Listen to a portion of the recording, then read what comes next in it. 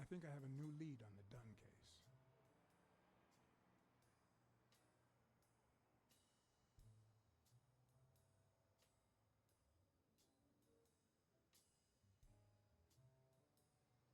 Dunn and the gym's cleaning lady were about to get married. Great. Call What's News. They'll know what to do with such an incredibly interesting piece of information. The combination on Dunn's safe was her birthday. He even gave her a ring. You know, your typical suicidal bliss. Okay, I'm still not convinced, but I might have something for you.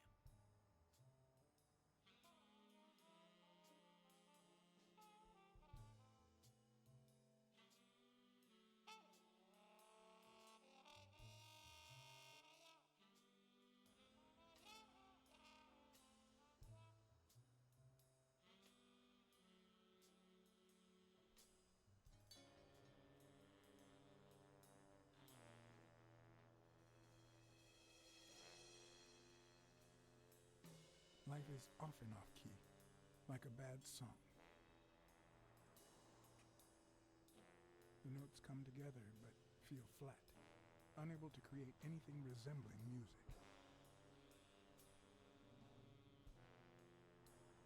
And yet, there are ways to string them together to create harmony. Ways that are not always entirely in our hands.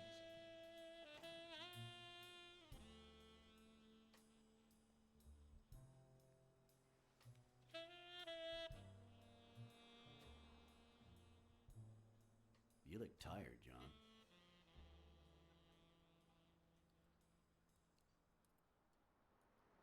I can't help it. It's just the way we cats are. Well, I can't help but be glad to see you. Yep, I'm beat. Starving. Just got back from the annual police medical. Not only did I have to fast, but I also had to chug 2 enormous glasses of water. John, you alright?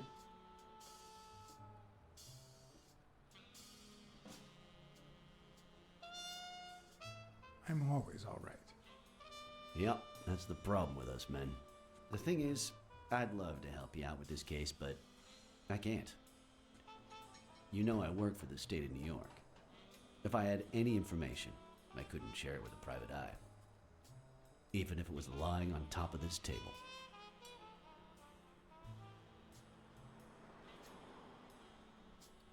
You drank 2 huge glasses of water.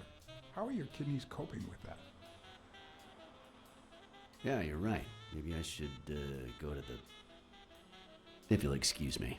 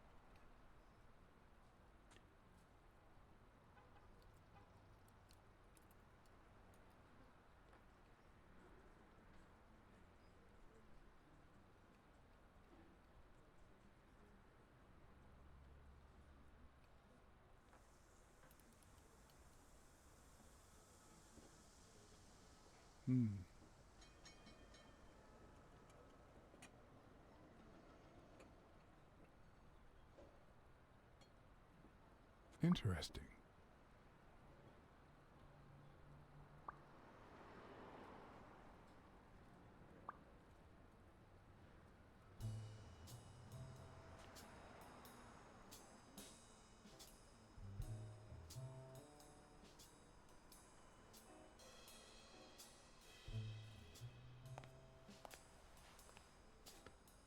Now I feel even thinner.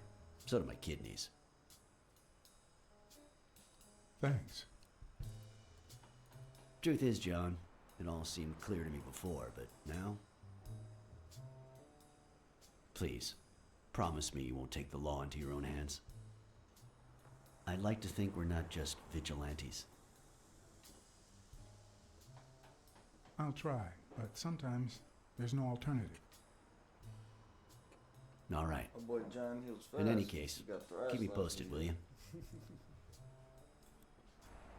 Sure, you can count on it. Take care, John. As always, Smirnov had given me new, potentially relevant information. Not to mention second thoughts. When an old dog like him gets that serious, one must be prepared to bite.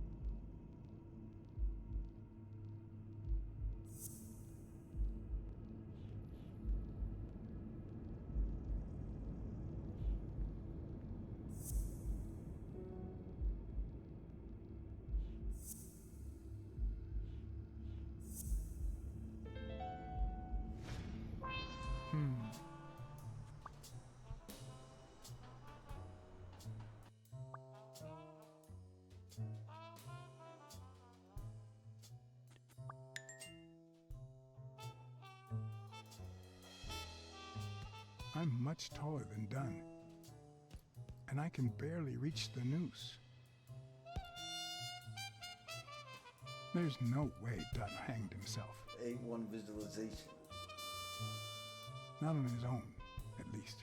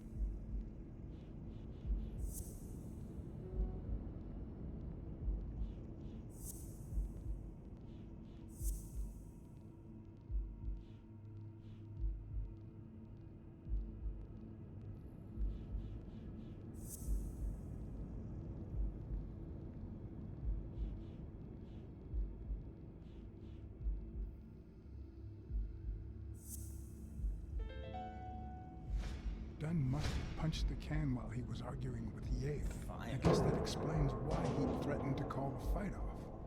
Fine.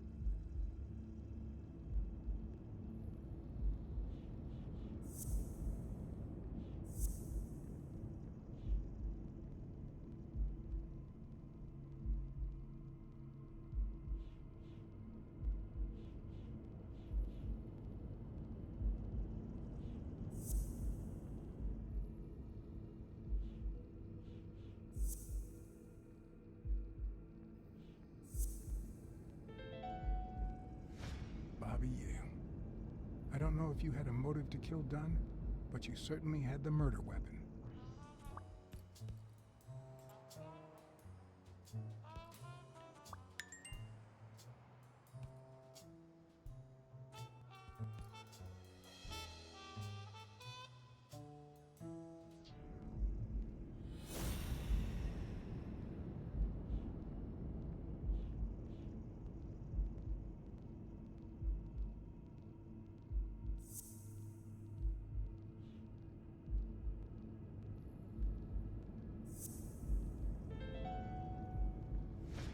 Christ. Did Yale kill Dunn just because he wanted to call off the fight?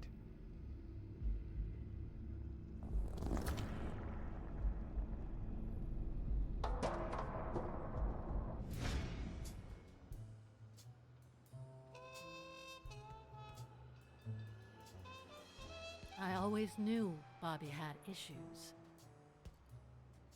But I never thought he'd go that far.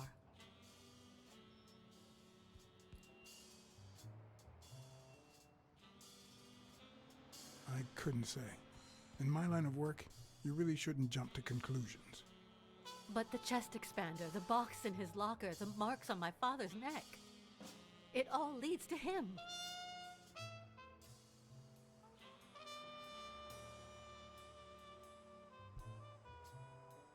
In any case, that doesn't change a thing. It does, actually.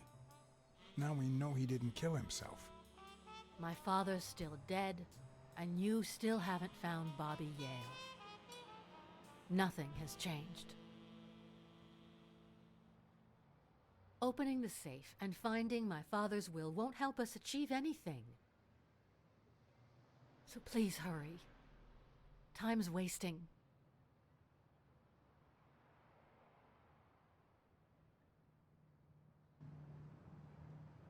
Sonia's indifference never ceased to amaze me.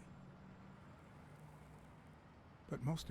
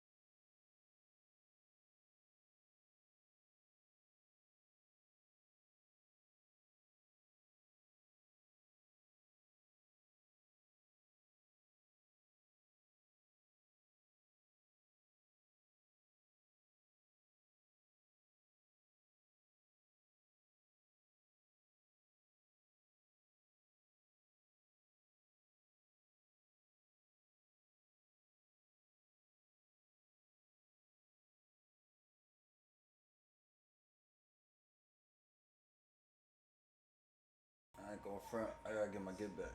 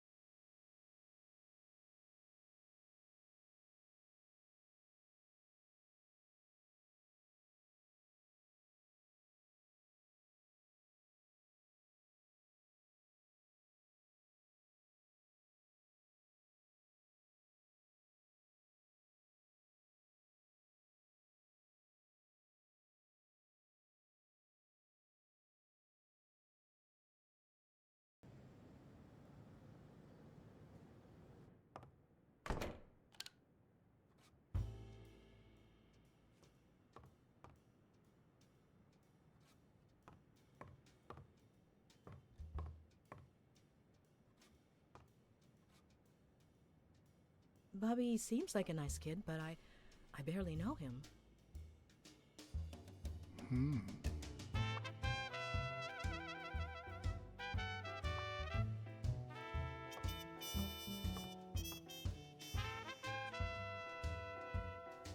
The worst thing about O'Leary's boys dropping by isn't the beating, but the fact that I can't tell what's theirs and what's Yale's. Can't say this is the ideal drink for an athlete. Then again, it could be your classic bookie thug lunch.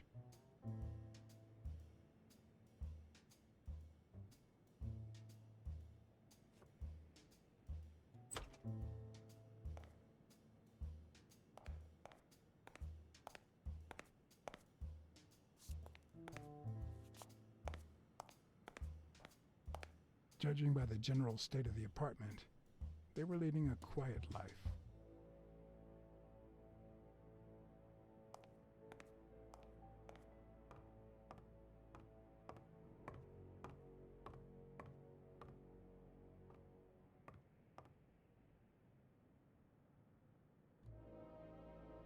Ugh. 17th century French fables. Mayor must be one boring old lady.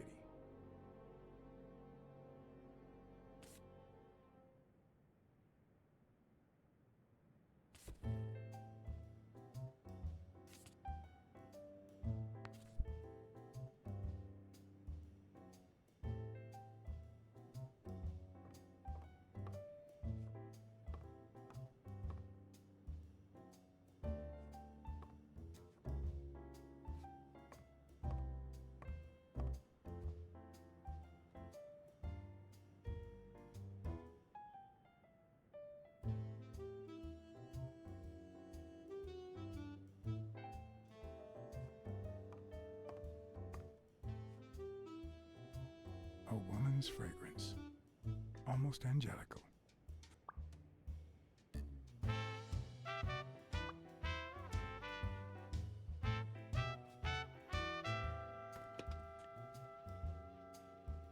I'm not sure how Yale's love of pickles will help me crack the case, but it's good to know.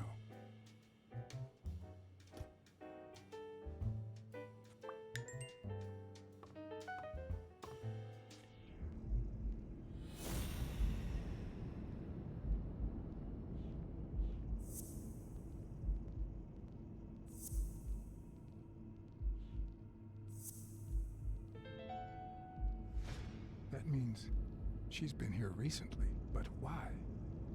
What does Sweet Mary have to do with Yale, the murder suspect?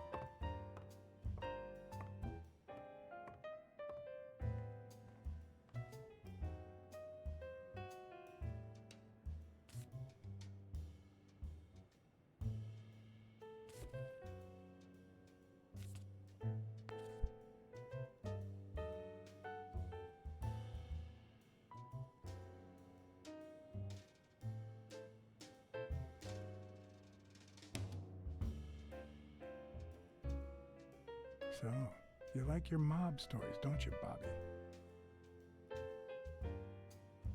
Seems like Bobby inherited something more than boxing skills from his father, besides the tendency to vanish into thin air, of course.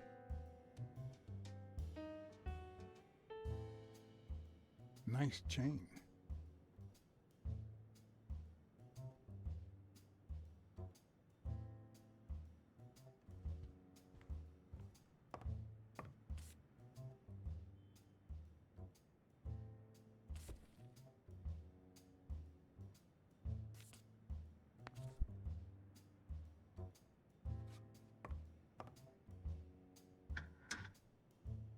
Why would you want such a big closet for so few clothes?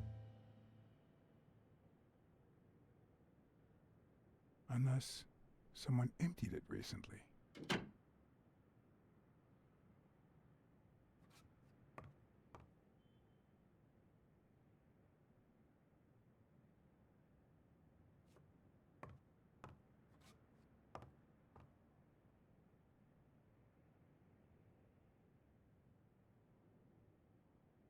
With people like O'Leary, you just never know. I didn't want to put Mary at risk. Why not take her a little something instead?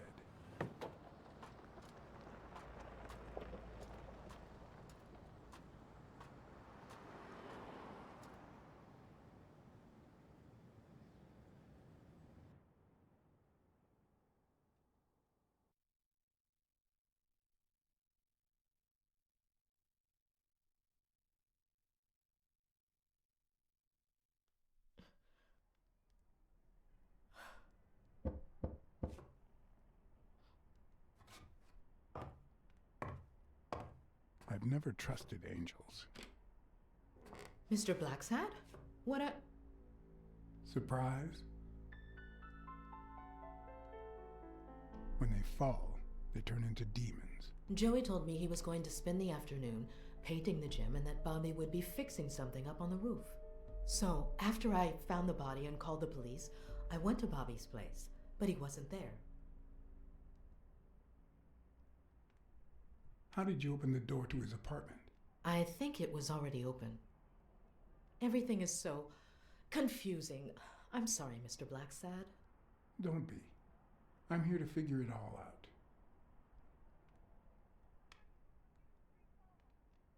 What's your relationship with Bobby Yale? He was like a son to Joey, and we were about to get married, so, you know. Okay, I think it's time to set things straight.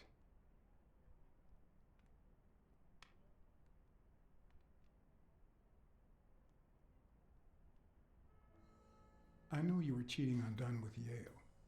Or was it the other way around? No. How can you even think of something like that? How can you convince me otherwise?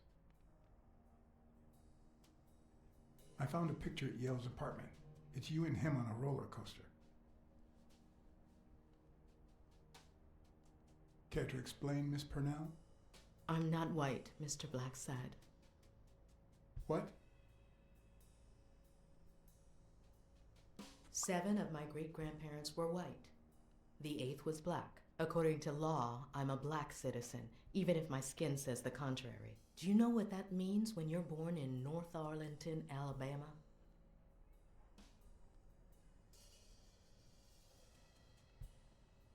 Segregated schools and a worse education for colored children. We even have different water fountains, for God's sake. The separate but equal doctrine and all that. That garbage. And all the lies. That's why I moved here. No one knows what color my great-grandparents were.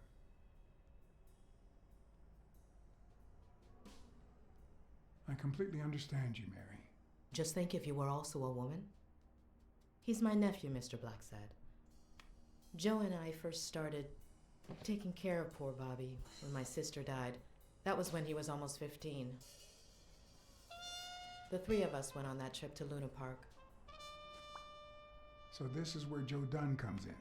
Bobby was the only one who knew about me and Joey. We were afraid that someone would use my past to ruin his career. It's not the first time I hear that story. You should have told me this sooner. I've been hiding it all my life. I'm sorry.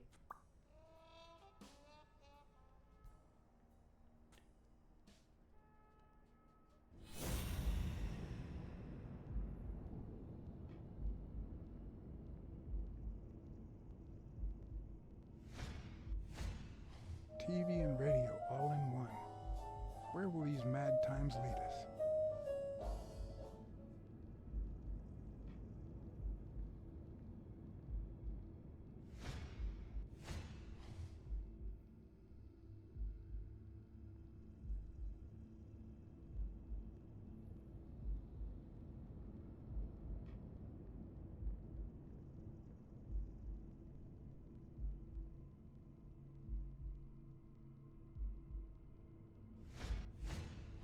Mary smells like... Actually, the whole room smells like a pie fresh out of the oven, so I can't identify any other fragrances.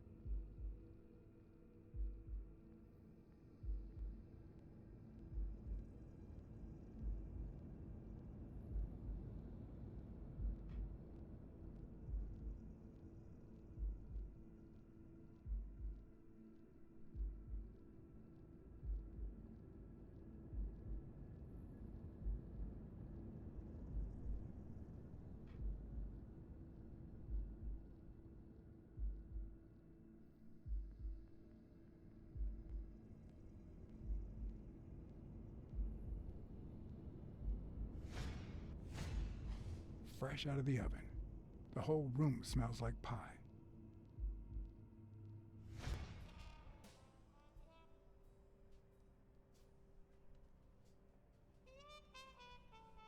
About Sonia Dunn and the ring. I managed to hide the truth from her. I appreciate it, but at the same time... What? No, nothing. Maybe she has a right to know.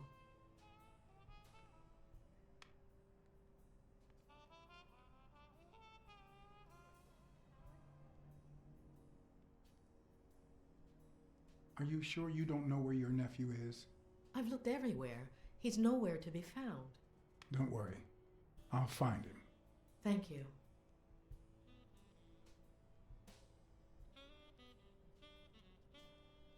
Your secret is safe with me. I believe you. Thanks. That cherry pie smells so good. I'm starting to get hungry. Thanks. I pulled it out of the oven right before you arrived. Oh, where are my manners? I'm the worst hostess in the world.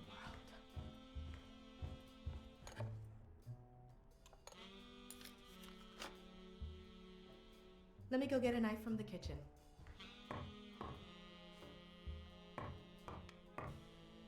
And you must be thirsty. Let me see. OJ, coffee? Water's good, thanks.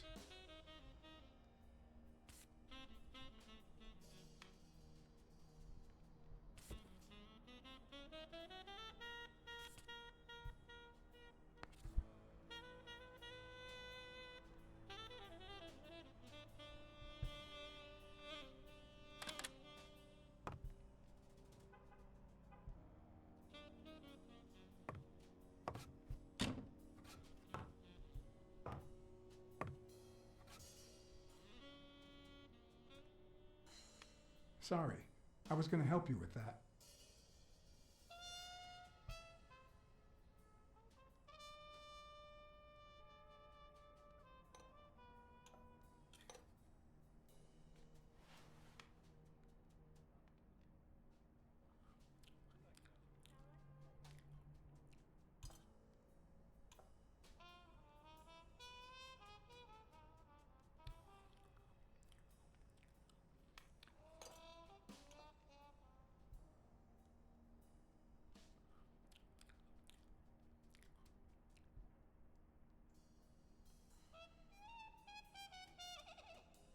You should open a bakery and sell these pies.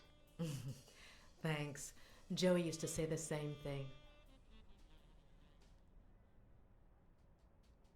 I couldn't help but notice a queen-size bed in the room. You what? Sorry. I had to make sure Bobby Yale wasn't hiding in there. Oh, yeah, sure. Joey bought this place. It was going to be our home after the wedding. I left my apartment and moved in so I could save some money. If he had left his own apartment and moved in, you could have saved twice the money. I'm no hooker, Mr. BLACKSAD.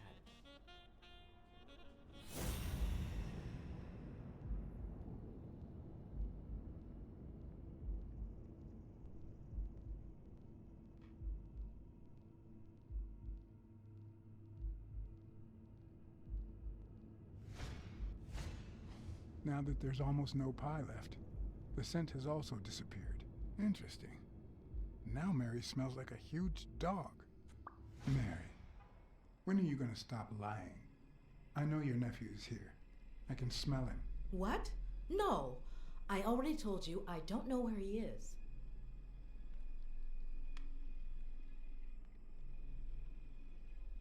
Stop playing around and tell me. Where is he? You can search the whole house if you want. Go ahead. He's not here.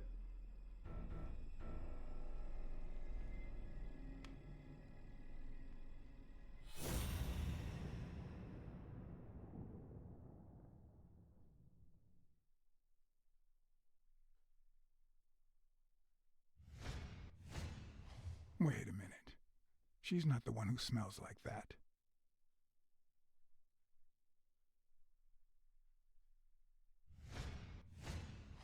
That's where Bobby Yale's scent is coming from. So, that's why you were sitting there. What? I don't know what you're talking about. Yes, you do. Could you step aside so I can check, please? Please go. Mary, for Christ's sake, put that knife down, would you? Livora.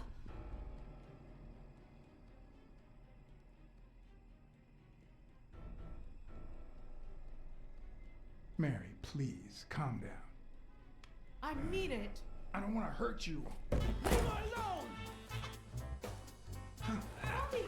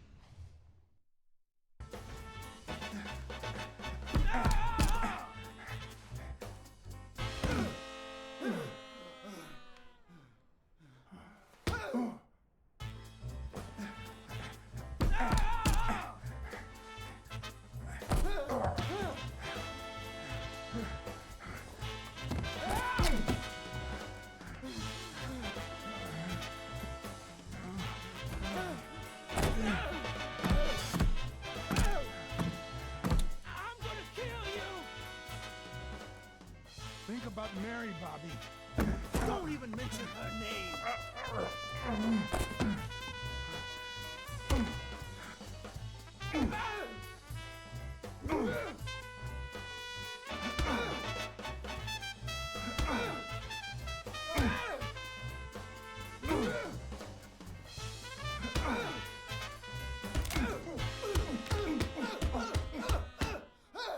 Don't even mention her name!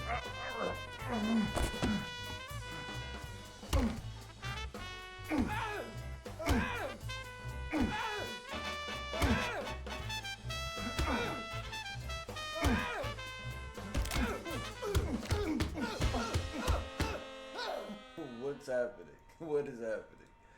I am just getting thrashed. Alright, come on, hold on, guys. One more time. What the hell? Don't even mention her name!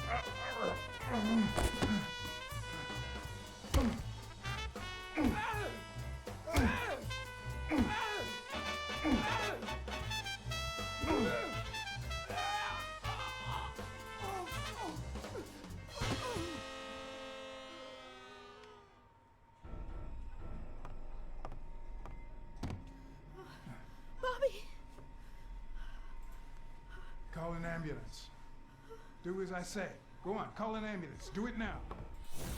In the face of a heart attack, there's two things you can't forget.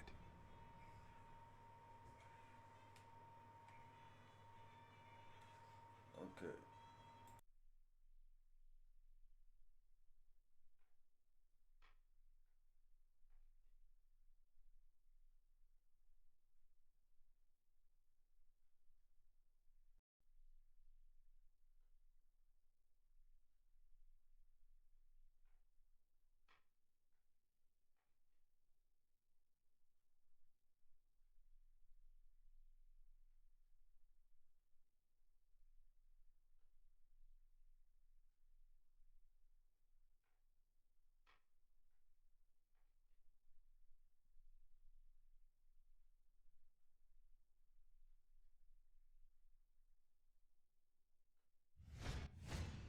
One, stay calm.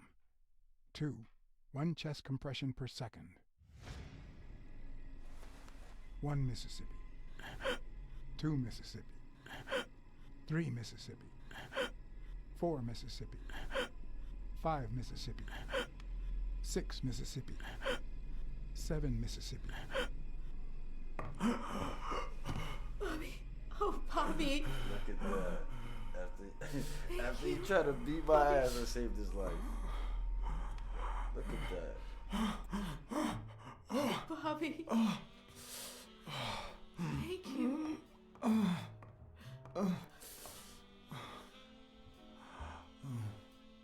I had lots of reasons to consider this a great day. I had investigated a suicide case. I had discovered that, in truth, we were dealing with a murder. I had found and captured the prime suspect. And I had saved a life.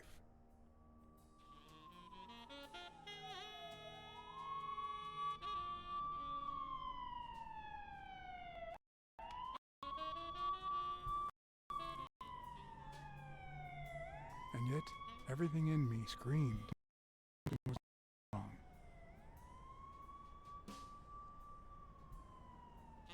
Terribly wrong.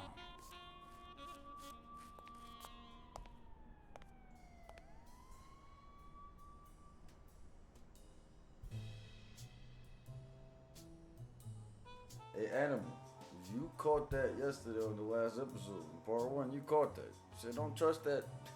Don't trust that shorty. So you definitely called it. Promise me you won't take the law into your own hands. I'd like to think we're not just vigilantes. I want a gun! What the hell? Bang, bang, bang! A fair amount of violence, extortion, and casualty.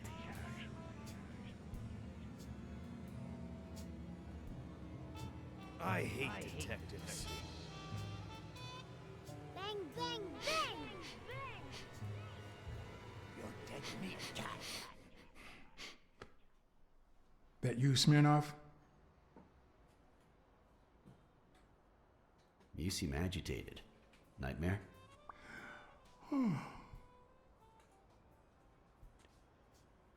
Yeah, I have a lot of those. Yeah, that makes 2 of us. Anyway, why don't you go home? In his current condition, Yale's not going anywhere. Besides, we'll take it from here.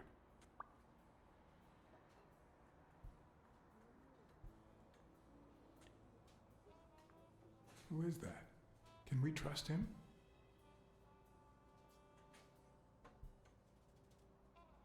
I know how to pick my men, John.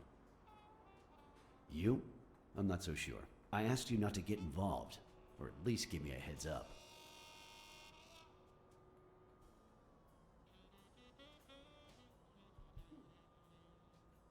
I didn't make any promises. Well, then I can't promise I'll give you any more information.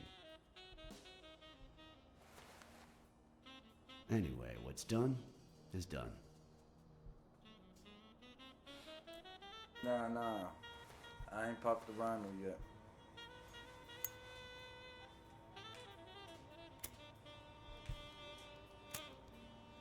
You want it all on the wrist, bro. Yeah, nah, I ain't popped the rhino yet, man. When exactly You're right, I did you told you. You realize said, that it killed Dunn? you said I should have clubbed it. No doubt with you, bro. But she definitely tried to hide it, though.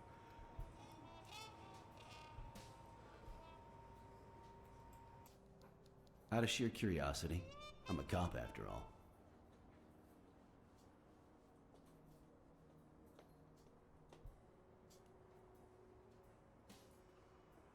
When I saw his picture with Mary at Luna Park, I just knew something was off. How about the motive? Any ideas?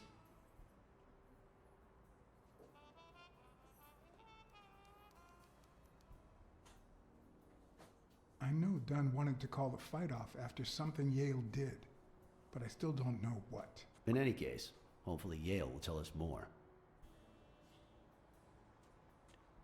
Would you let me ask him some questions when he wakes up? I know you will, with or without my permission, so I'd rather not feel betrayed. In exchange, drop by the station when you can. Your investigation could really help my men. Who, by the way, must be waiting for me to interrogate Mary Purnell. Boy, she was hard to pry from Yale's side.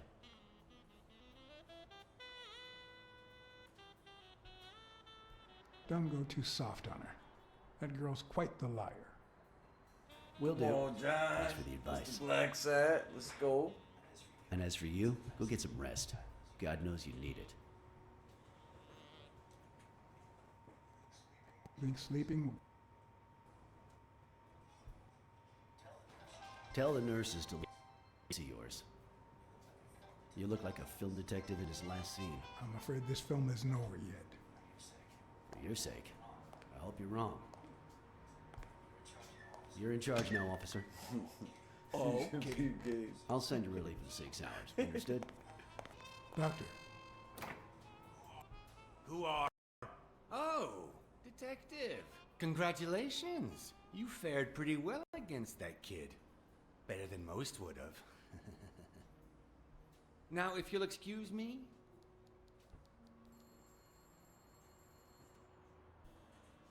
Well, I always land on my feet.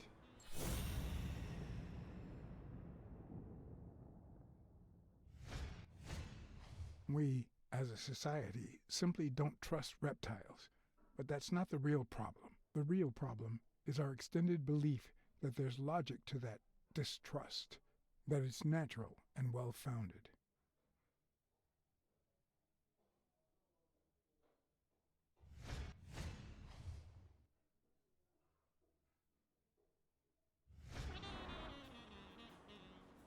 How's Yale? Is he awake? Oh, yeah. Go check on him before he falls asleep again. Although, try not to bother him with too many questions.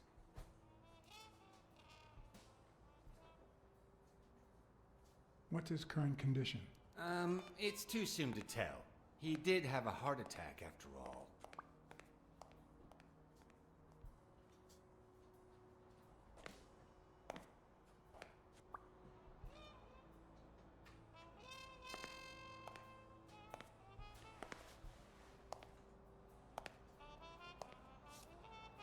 Go away. I don't want to see you.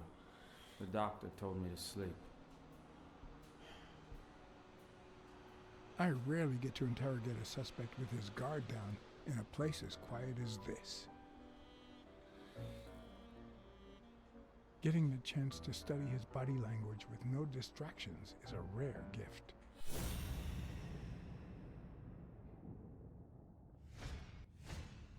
His heart rate is increasing. It could mean that he's lying, but it could also just be pure, unadulterated rage.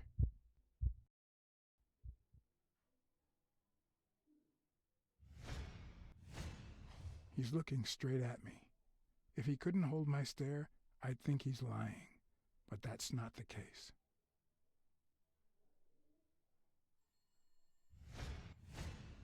He's clenching his fist, a sign of contained anger. Clenched fist, fast heart rate, fixed stare. He feels some genuine rage towards me.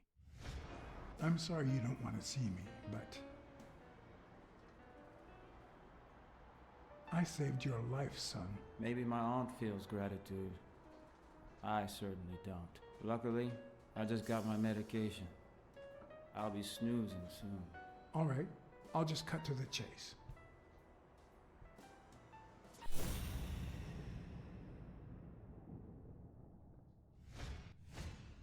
Is he lying, or did his heart rate speed up out of rage?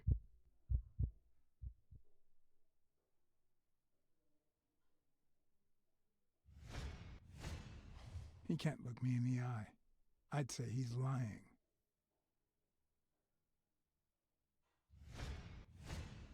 Is he holding back his rage?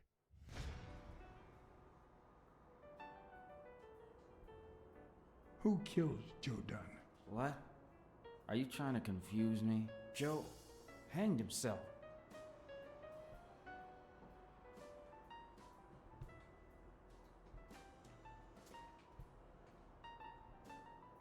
I know Dunn threatened to call off the fight. Why? How do you know that? I'm a detective. That was his anger talking. He never really meant it. That doesn't matter. Why was he so mad at you? What did you do? Nothing. Joe thought that I wasn't training hard enough. That I was going to lose.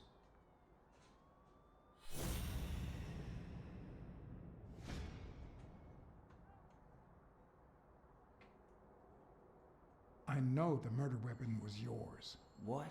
The rope? I don't get it. What weapon do you mean? Don't play with me, boy.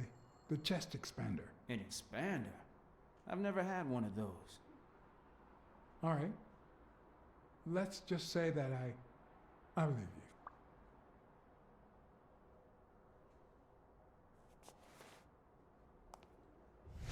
The murderer killed Dunn with a chest expander and planted evidence to make us believe it was suicide. But he also left enough clues behind to make sure we found the true murder weapon. Then he put the chest expander box in your locker to frame you. Do you know anyone that twisted and who also happens to have a motive? I don't know.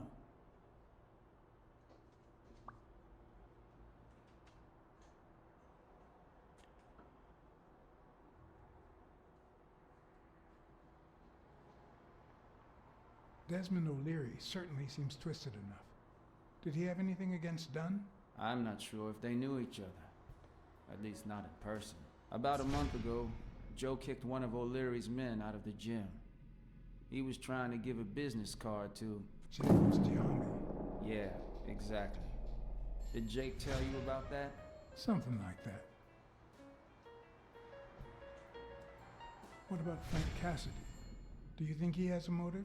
Maybe. A few weeks ago, Joe took me to a boxing managers association meeting. Headed by Cassidy. Yeah. He was obsessed with making it illegal for boxers to fight without a manager, or without an associated manager. Everyone seemed to go along with it until Joe spoke up. He said that would lower us to mob status, that Cassidy had founded the association just to make money by monopolizing the sport. That made others think twice. And Cassidy ended up empty-handed. Poor Cassidy.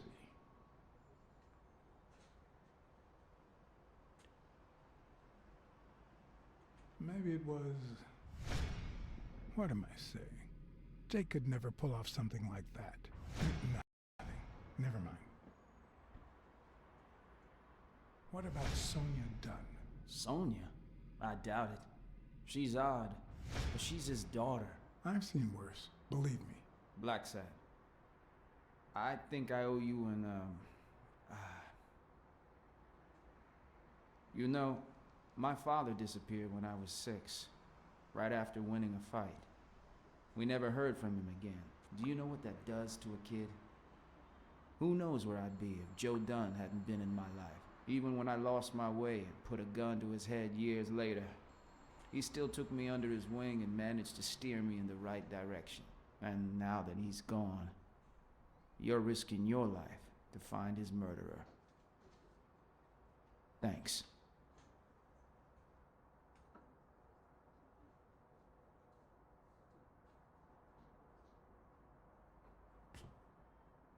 I'm just doing...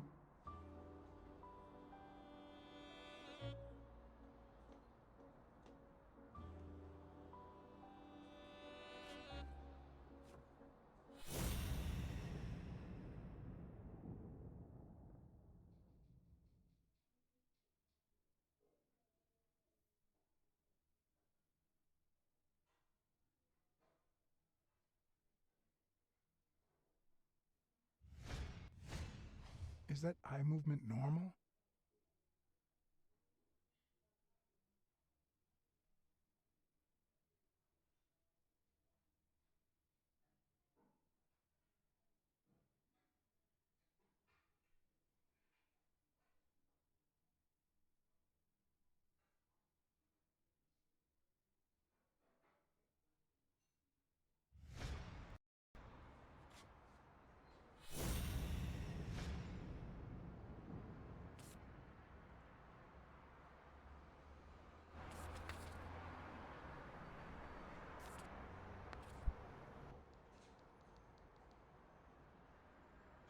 The number of cigarette butts is inversely proportional to my hours of sleep.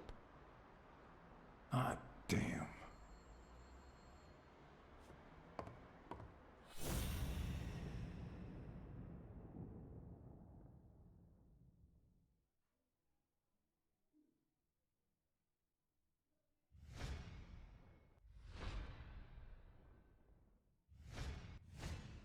The hands say a lot about what's going on inside a person.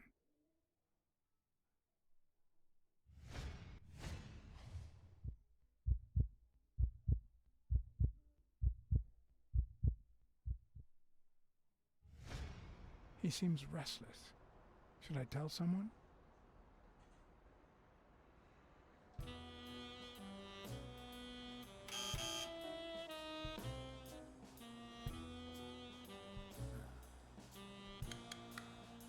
See? There's no fever whatsoever. He must be having a nightmare.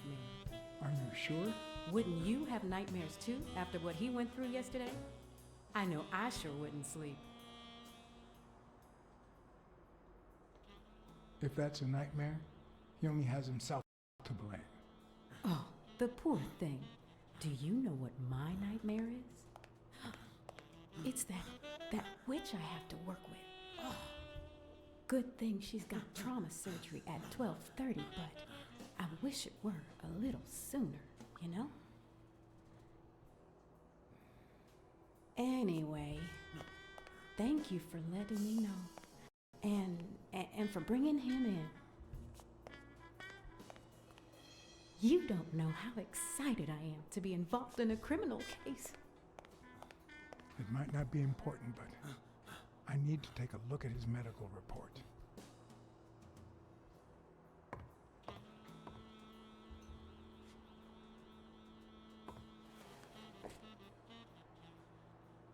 Ugh.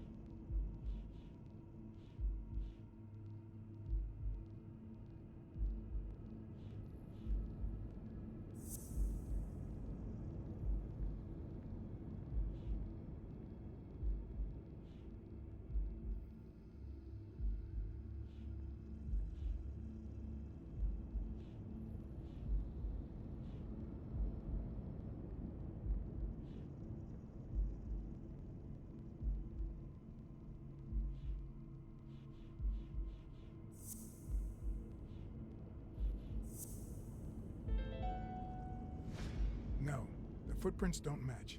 If Yale killed Dunn, he did it without stepping in the paint, or in different shoes.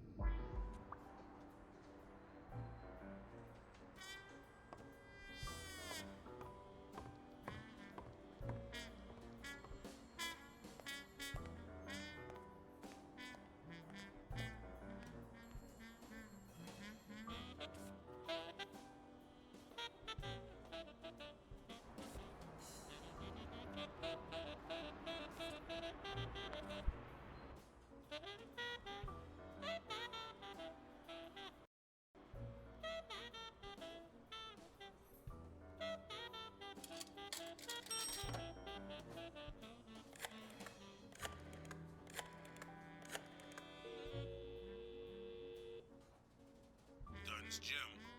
Sheikh Ostiombe speaking.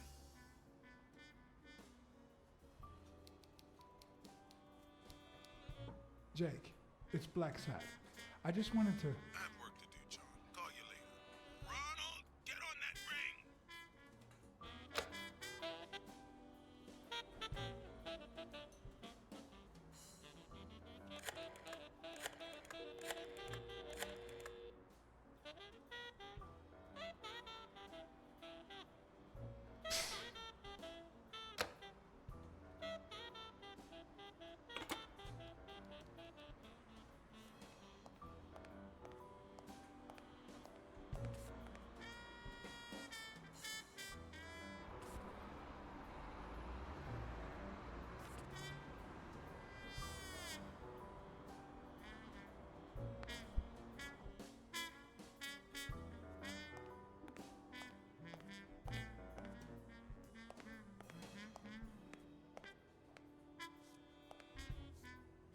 Hi. You're awake, handsome?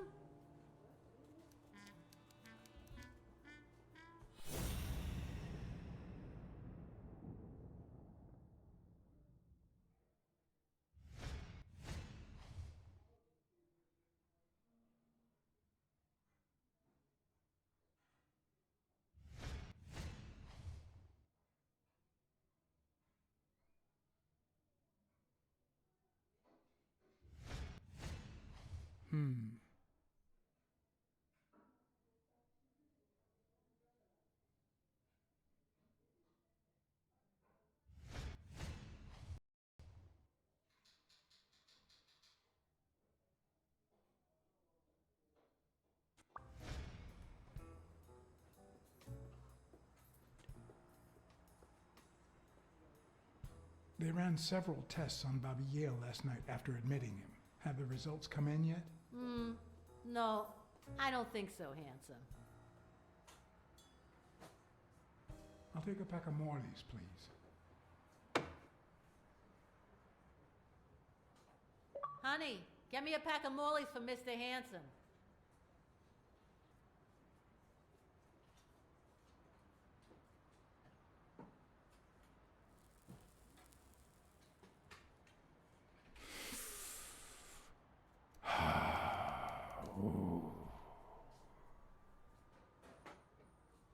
I won't be able to read Yale's medical report if she's around.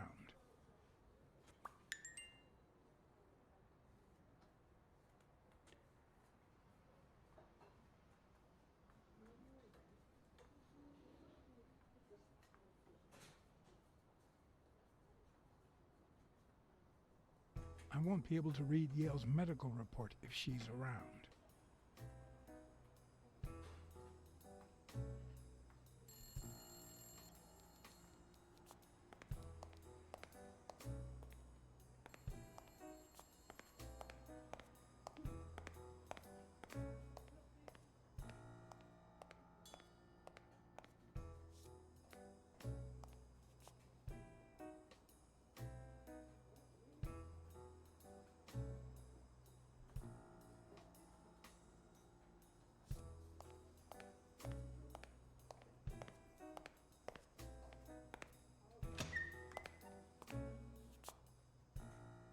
Jerry Highfill.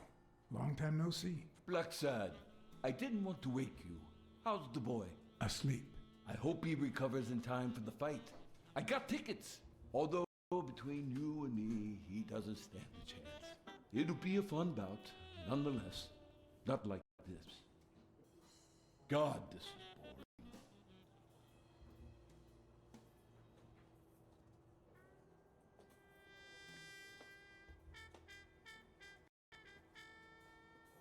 Are the odds against Yale that bad? The boy's talented, don't get me wrong. But stone is stone, you know? I bet half my pay, but you know, no vice for me.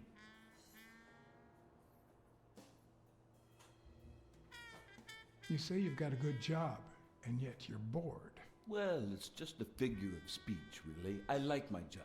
Is it boring? Yes, but I can entertain myself with a good fight or a football game. Well, watching them, that is. You want to smoke? Don't smoke or drink. No vice for me. Smoking's dirty. Alcohol goes straight to your head. And women, they're all just mean. Well, everyone except mine. Are you sure about that? Not even one little vice? Nope. Between you and me, when someone gives in to vice, it's because something's missing. Something in their life just isn't right. I've got a good wife, a good job, a good house, a good TV, and a good hobby. Sports. Well, watching them, that is. What else do I need, eh? BLACKSAD, vice is for losers. Man, I'm bored. Well, I'm going back in.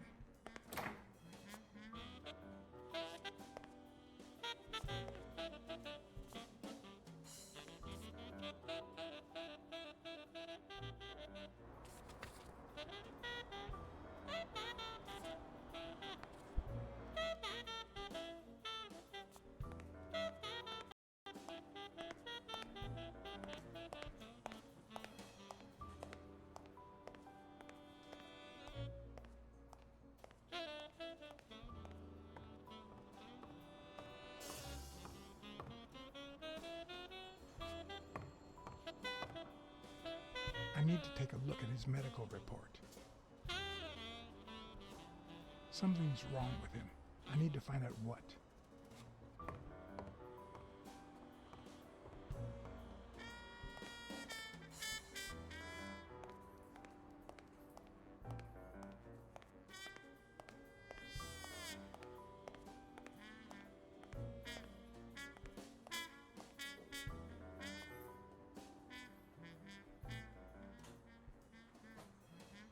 Come on, you've got got Yale's report on the table. I can see it.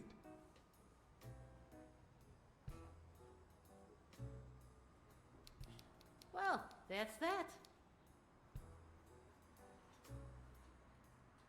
What if you show me Yale's report and I buy you dinner? You're handsome, all right, but I'm not stupid.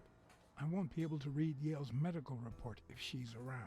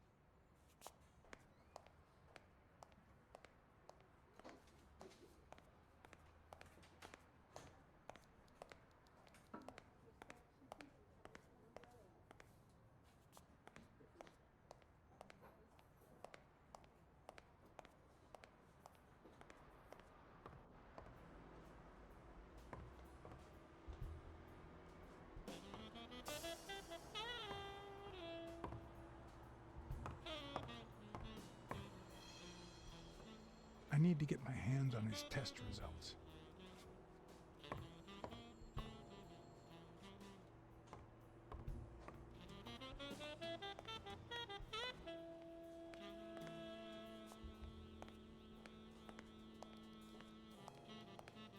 I won't be able to read Yale's medical report if she's around.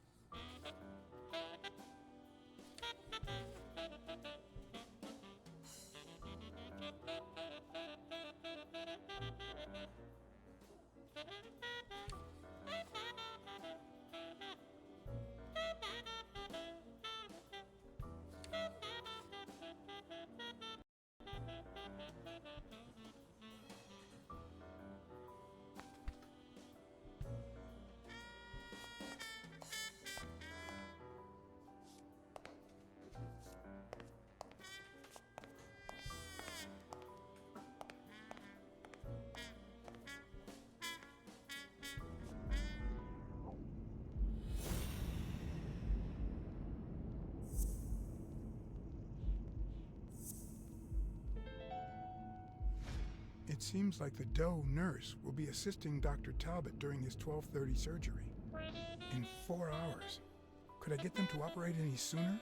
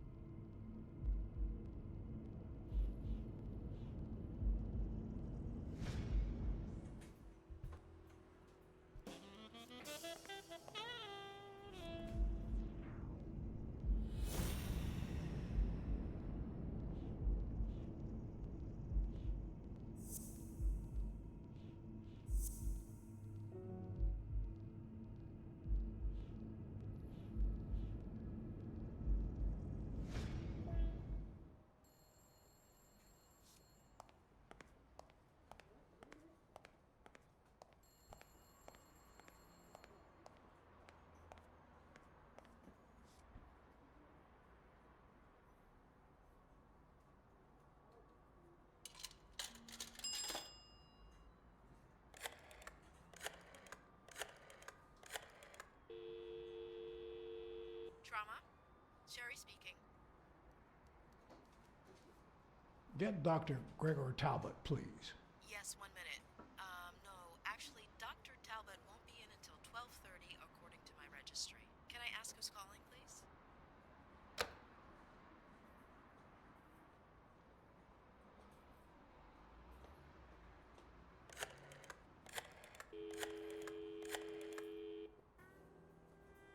Sherry, this is Dr. Talbot. We have to reschedule the 12:30 procedure. I want everyone in the operating room in 5 minutes. If anyone gives you any grief, tell them it's a matter of life or death. Understood?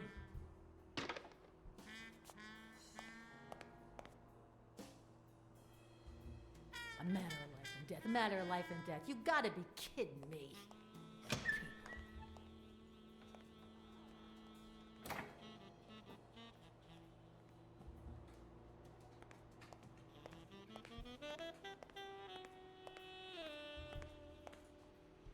All right now. How do I put this? I need something that you have. Oh. Only if you guess why I'm giving it to you.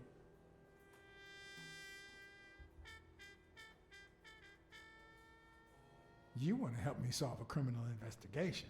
Well, aren't you smart? But be quick about it. You hear me, huh? If that witch comes back.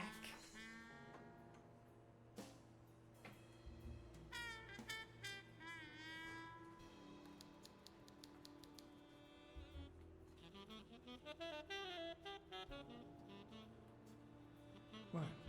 What does it say here? Ah, you know doctors. The top handwriting is mine.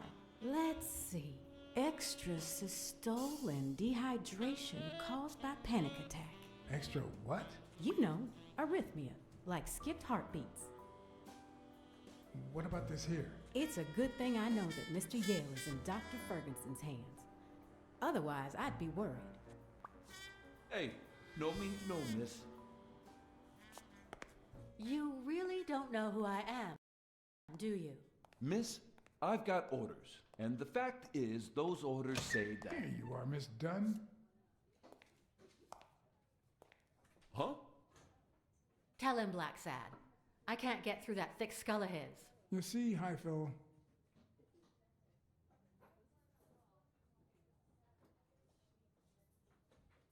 this is my assistant, Jerry. Assistant? How so? She's helping me with the investigation. Between you and me, and all due respect, miss, but aren't we taking this woman's liberation a little too far? All right, go ahead. I guess it's her business after all. Your assistant? You think I'd make a good detective?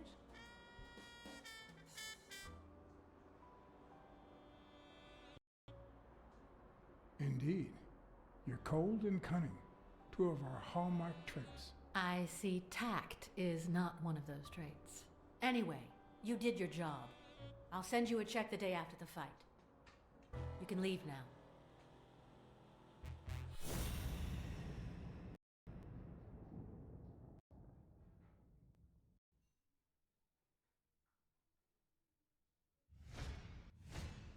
Huh, no. She's gonna do something stupid. Sonia, don't. He killed my father. You said so yourself. No, I told you I wasn't sure. Look at your face. He did that, didn't he? How could he not be guilty?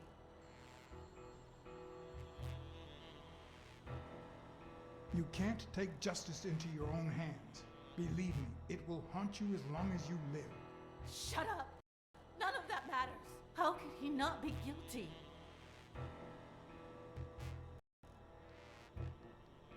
All right, shoot. I'll arrest you myself. Are you that eager to rot in prison?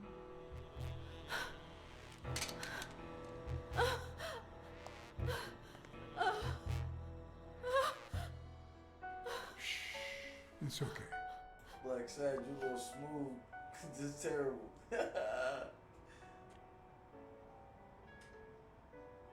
All that trauma capitalizing on the tremor.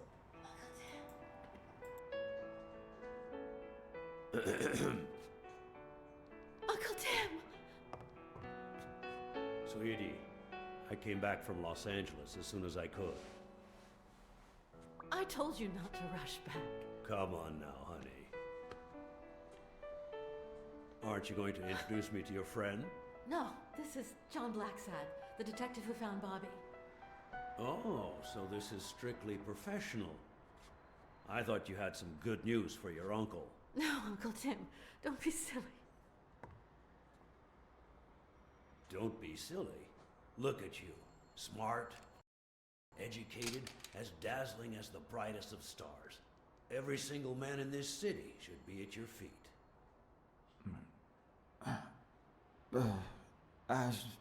Come on, we'd better let him rest.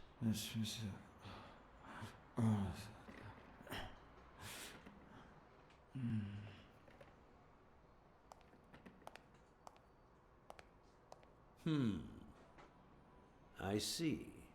Let's say you're right and Bobby Yale is innocent. Who should we focus on now? We? Well, your father turned down my money, but he made me promise one thing, that I'd take care of you if anything happened to him. But I can... I know you're perfectly capable of managing that gym on your own, but we don't even know if he'll be ready to fight Stone. Besides, someone seems really invested in stopping that fight, and someone has to pay Mr. BLACKSAD to get to the bottom of all this. Please, some sense into her.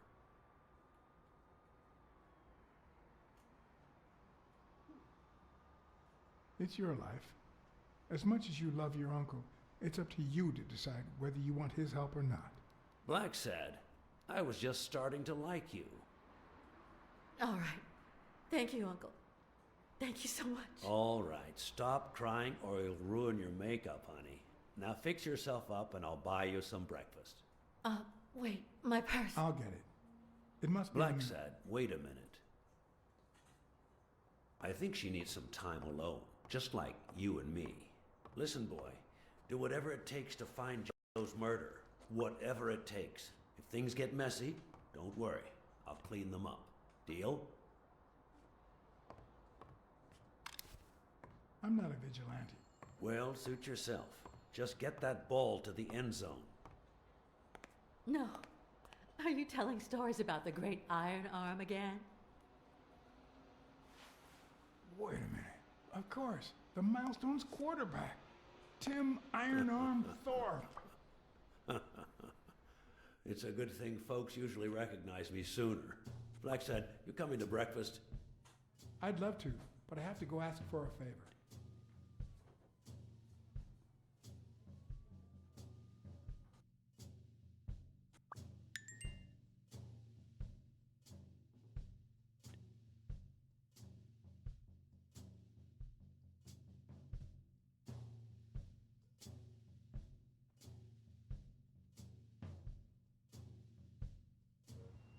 The investigation required that I ask Jake for a small favor. Or demand it, if worst came to worst.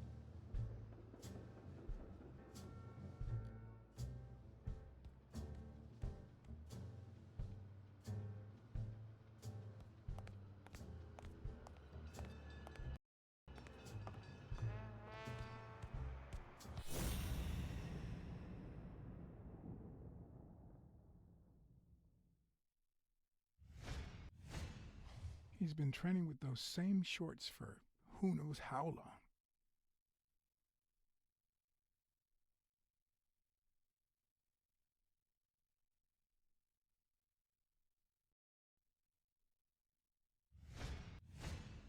I hope he never feels inclined to hit me. He's twice my size.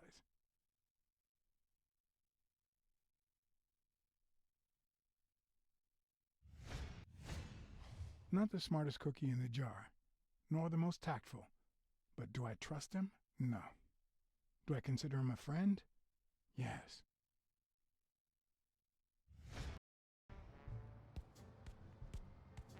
Hey, Jake. Not now, John. Hey, Jake. Damn it! Wait a minute. Hey, Jake. Damn it! Wait a minute.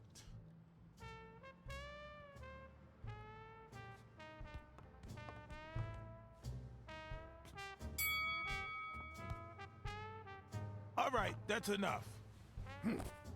Take 5. Go on.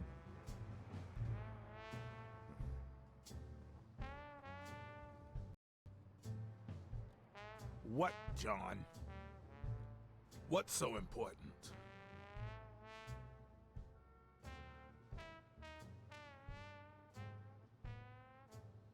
Have you noticed anything strange about Sonia? I don't know. Yesterday she said she hated the gym. But it also seemed like she wanted to save the place. Do you get any of this? I sure don't.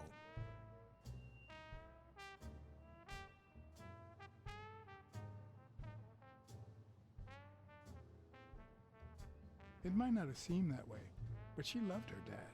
Believe me, I've got reasons to be certain. Why are you coaching that guy? Oh, that's right. You don't know. Sonia asked me to run the gym. Well, at least the fun part. As soon as Bobby Yale's back on his feet, I'll turn him into a champ. I'll make him crush stone. Just you wait. What? Why are you looking at me like that?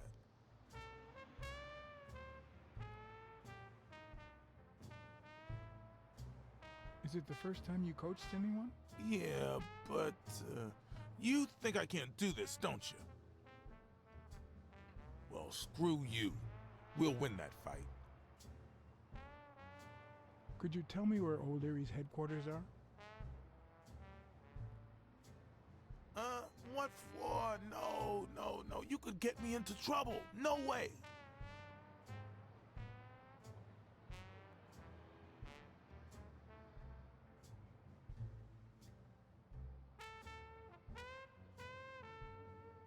You lied to me yesterday, and being the good friend that I am, I kept your secret.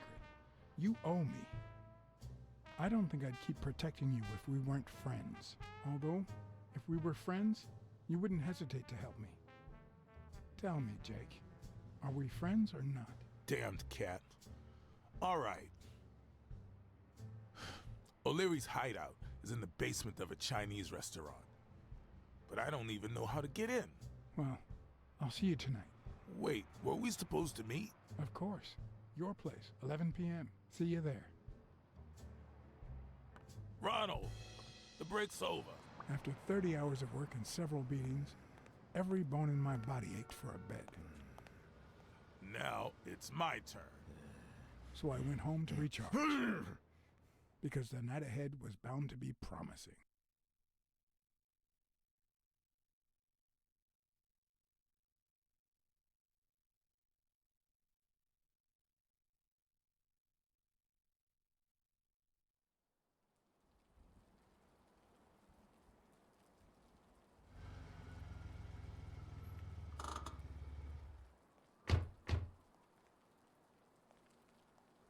What do you know about that basement? Well, let me think. Nothing? Come on, Jake, for Christ's sake.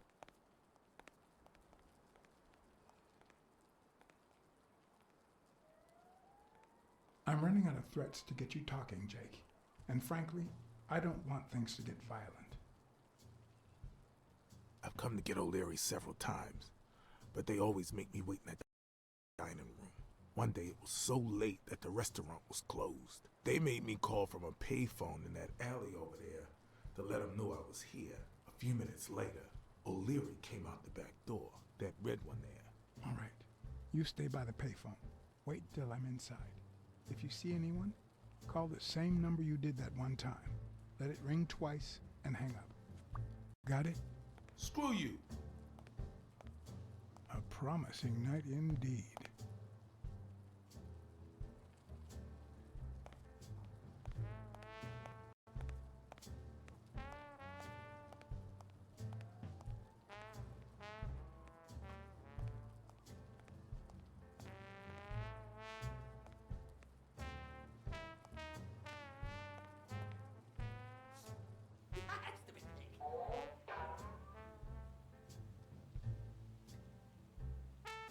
Does he need a shotgun to deal with suppliers?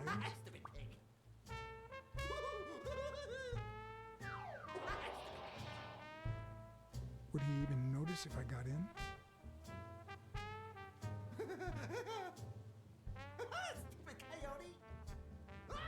I'm guessing it lights up when they ring at the main door.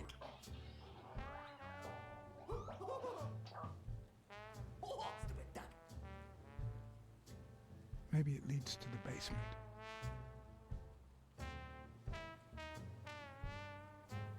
Something tells me he'd notice me no matter how stealthy I was.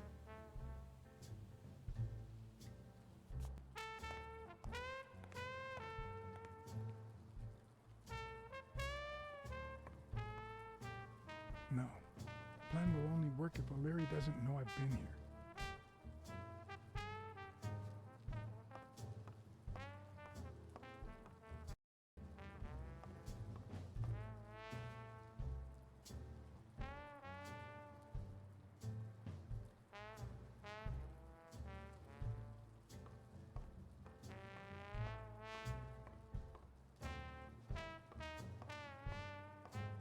A bit too high to climb, if the basement I'm looking for were in that building.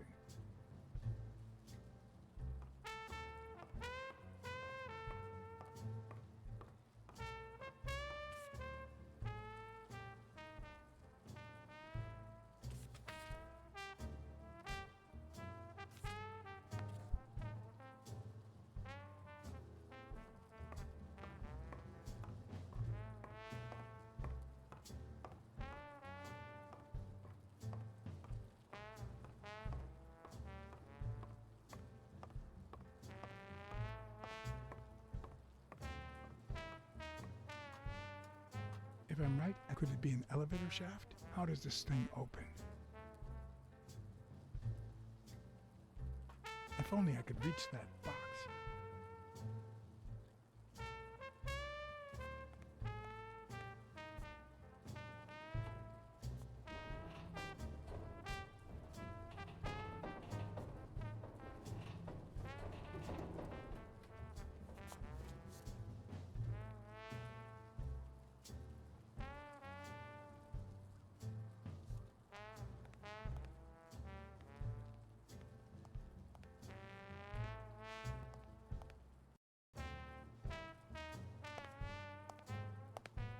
What happened?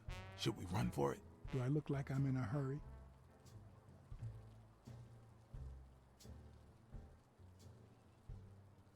I need your brute force, Jake. What's wrong? Is the little kitten too, And your silence.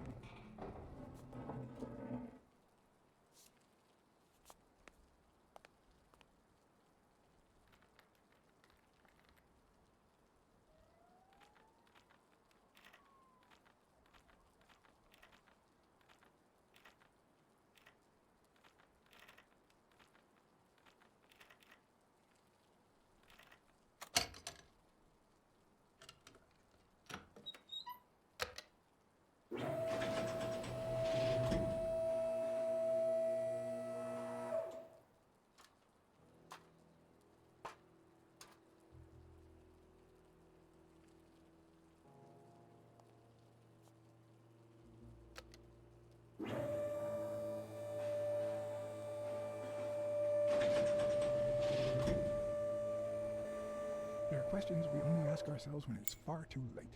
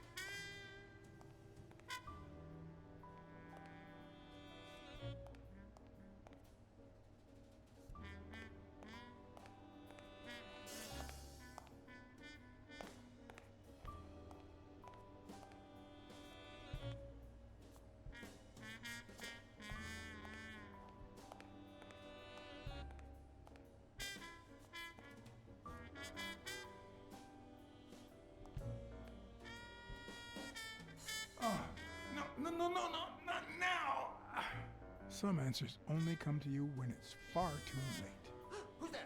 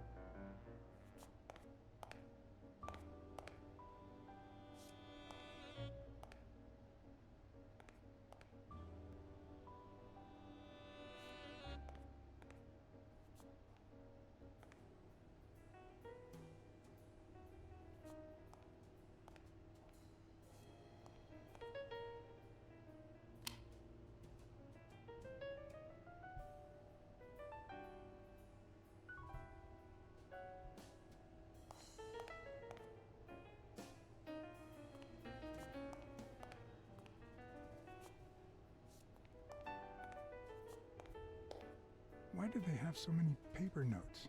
Do they get that many orders?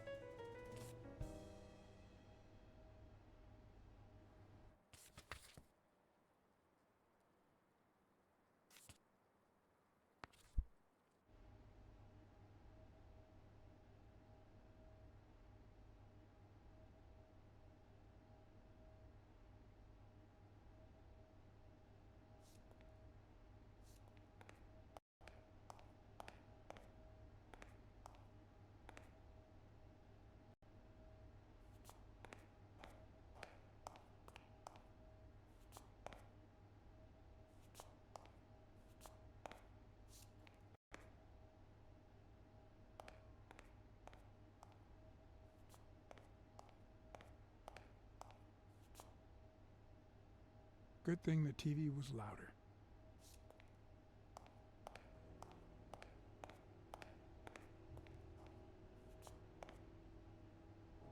Are they carpeting the floors?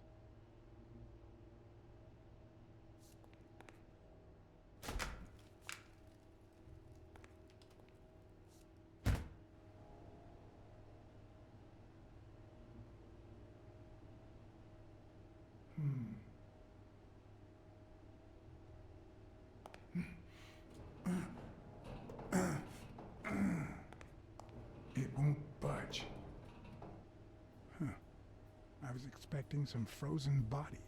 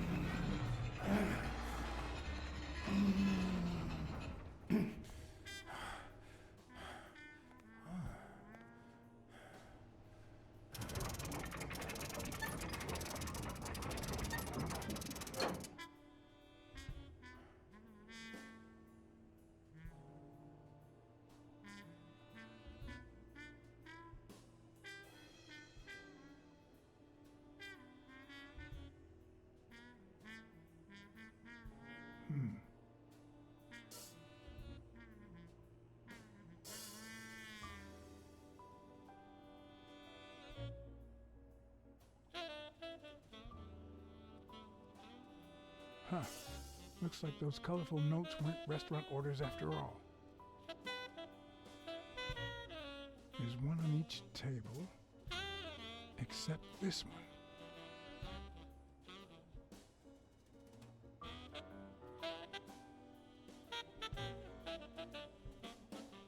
The odds are incredibly in Stone's favor.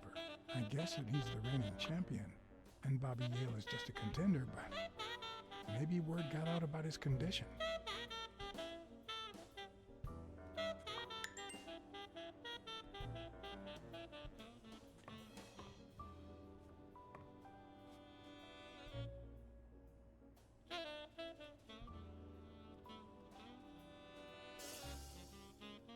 Does O'Leary have a network of pals?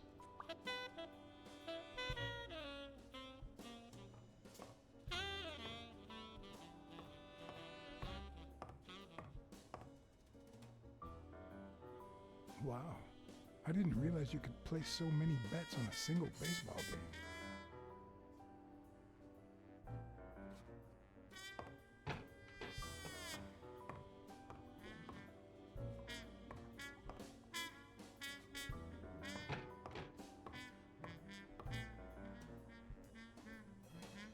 Sometimes I forget that criminals, even the office variety, have family and kids.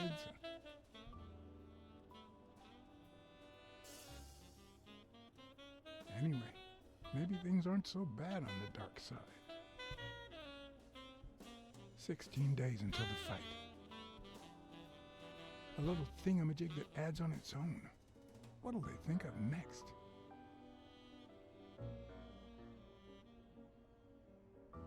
It looks like a summary of all the bets that come in. Day, amount, bet, wagerer. Wait a minute. Did O'Leary himself bet $5,000 on Yale?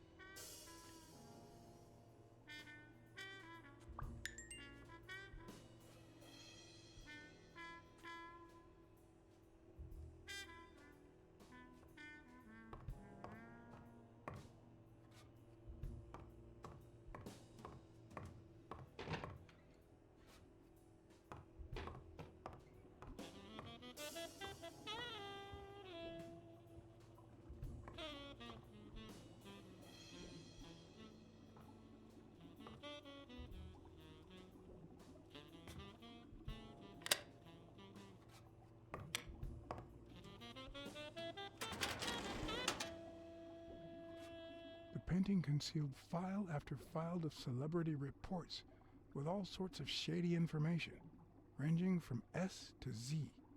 Almost all of them were athletes. Is that what O'Leary meant when he said that detectives and police officers were his friends? I wonder how many spy for him. If I were to pitch in, who would I spy on?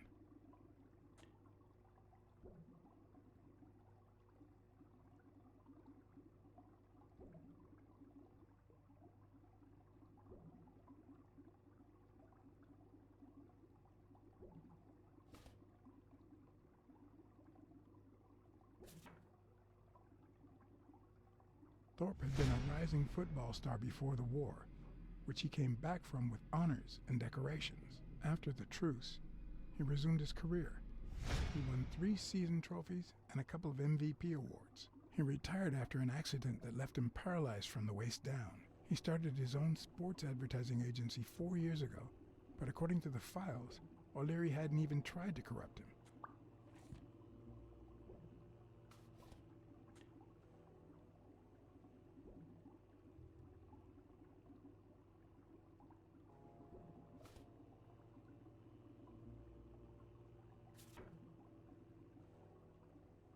In Bobby Yale's folder, all I found was a log of his incredible stats as an aspiring champion.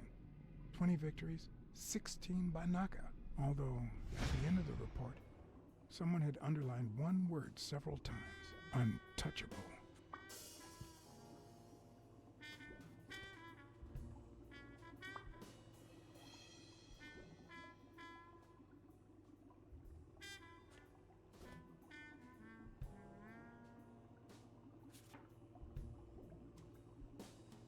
According to Stone's report, he was so clean, not to mention hard to corrupt, that O'Leary opted for a more subtle strategy.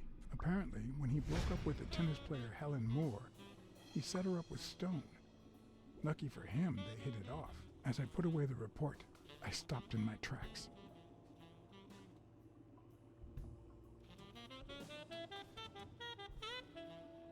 Did I really want to risk knowing what O'Leary had on my good friend, incorruptible police commissioner?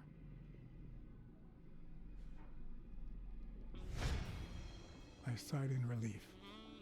O'Leary had tried to buy Smirnoff on several occasions, but failed. Luckily, O'Leary had nothing on him, or me.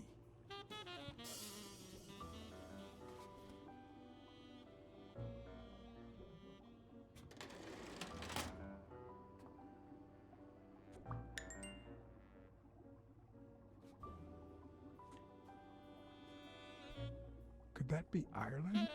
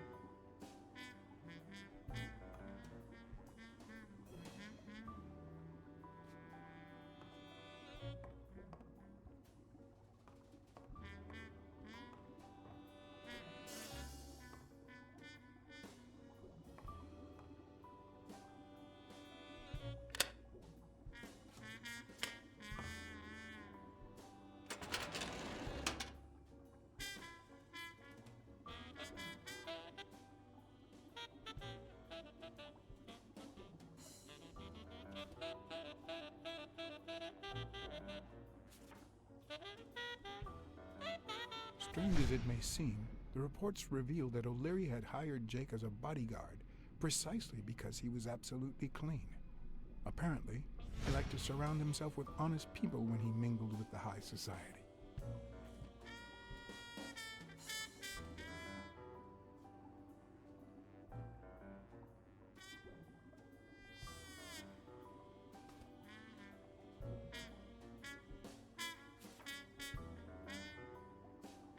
Helen Moore's file was, by far, one of the juiciest. She had been just a run-of-the-mill tennis player until O'Leary launched her career by rigging enough games to help her climb the ranking. However, O'Leary hadn't fixed any of her games in over a year. In spite of that, she remained undefeated. Be as it may, it was clear that O'Leary had enough information to ruin her career.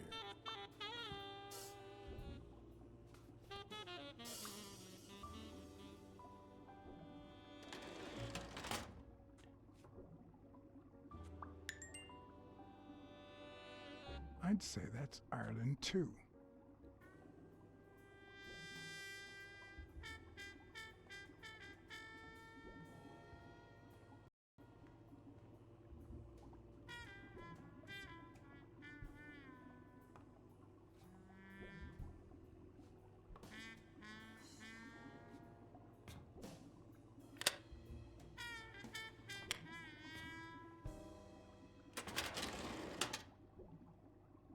Luckily or not, files in through R included no one that I could somehow connect to the case.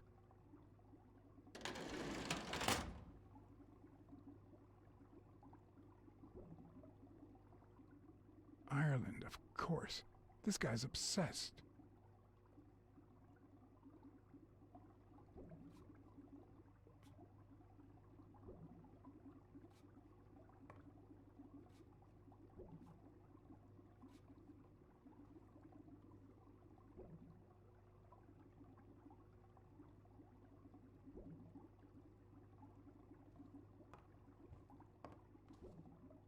I hope I never become the object of O'Leary's obsession.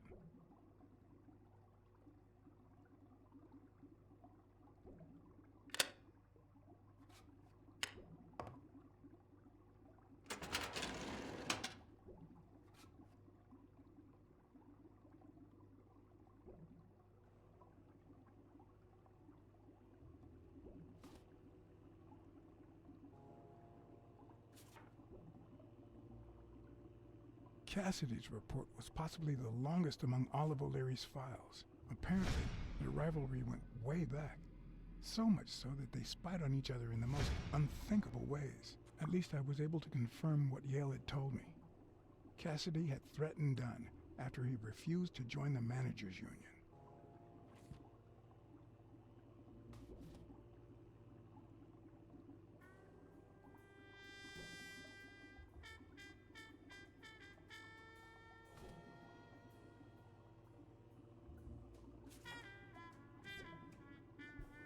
Dunn's integrity was legendary, even in O'Leary's shady reports, just like Yale had said. Dunn had kicked one of O'Leary's men out of the gym when he found him snooping around.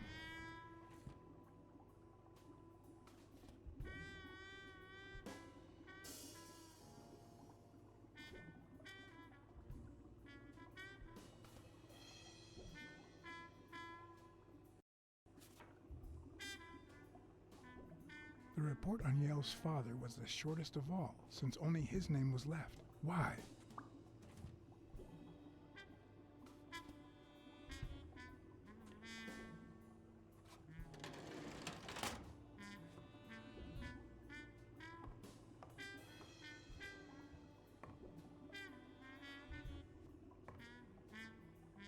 A Crossler?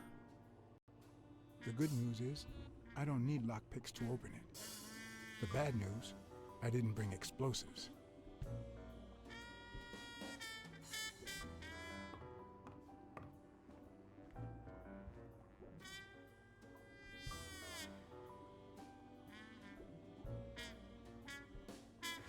Even Dunn had a gun in his office.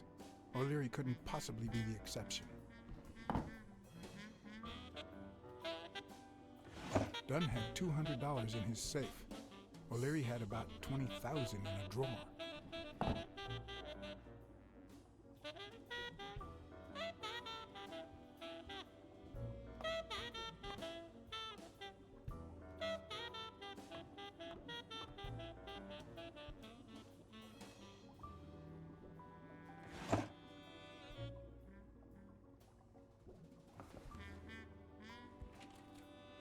Limited edition copy 2 of 3. We listen, if you call it listening, to the sentimental romance. Your eyes act like the moon.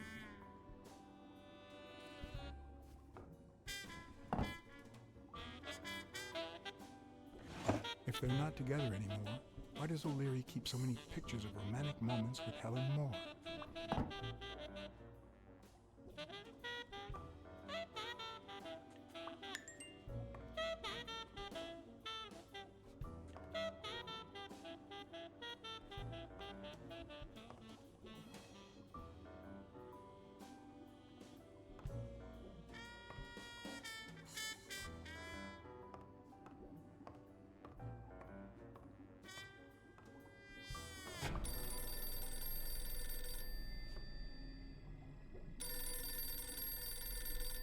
Jake.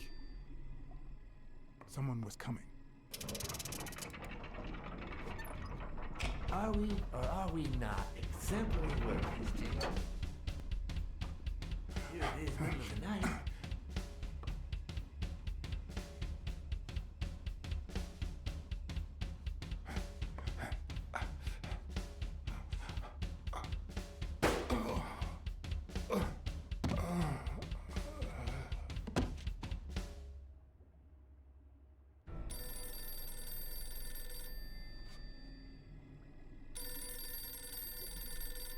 Jake. Someone was coming. Are we or are we not exemplary workers, Jake? Here it is, middle of the night.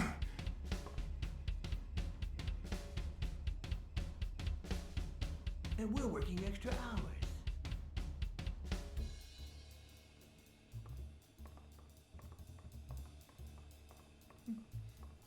Hey, Jimmy, what do you think about that? I think he's scared stiff, Desmond. Why's that, Jimmy? We're giving you the red carpet treatment. We even let you in the boss's office. You're one lucky fellow. You can't say I don't treat you well, Jimmy.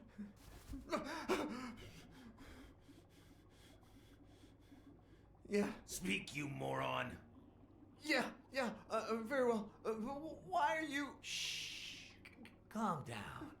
How long have you worked for me, Jimmy? 3 months. 3 months. Oh, yeah. I hired you right after your cousin Martin died. I need your opinion. How would you punish someone for ruining an innocent man's life with a hit and run, Jimmy? I don't know. Then tell me, what about you, Wilson? What would you do? Please.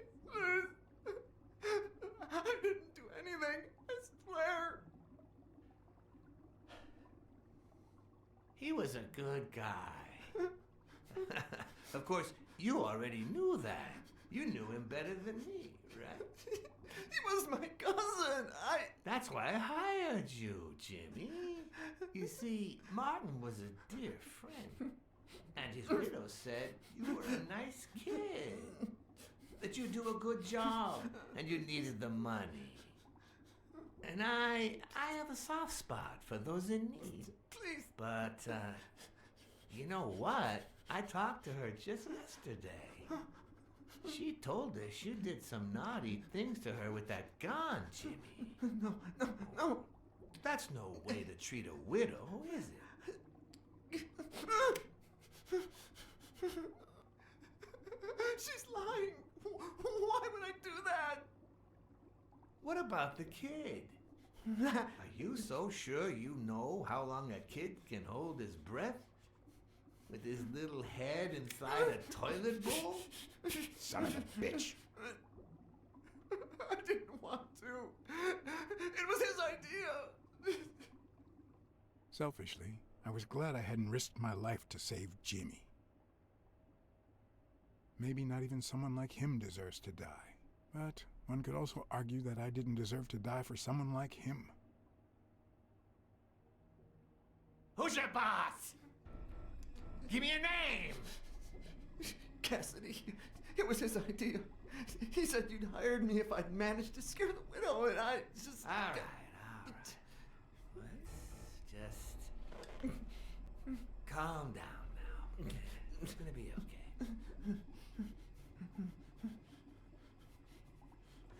There are 2 sacred principles that rule my life. The first principle is the love for my family. I do anything to protect them. The second principle, I never put my future in the hands of fate. I always play it nice and safe. And I would even add a third principle, or better yet, a rule. If anything threatens either of these 2 crucial principles, I take matters into my own hands. You see where this is going? For the first time, I got someone killed, even though all I really did was rat him out. No, I just... Stop interrupting me, Jimmy! It's not polite! We're all the same. So rude. You know what? Let's leave it at that. You're going to give a message to that disgusting walrus Cassidy, aren't you? Yeah, sure. Whatever you say. Sure. Good boy. What? What's the message? Oh, Jimmy. You still don't get it, do you? You are the message.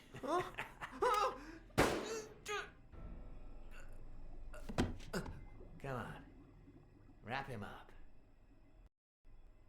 Make sure Cassidy gets the message, will you? I hope he chokes. Got it.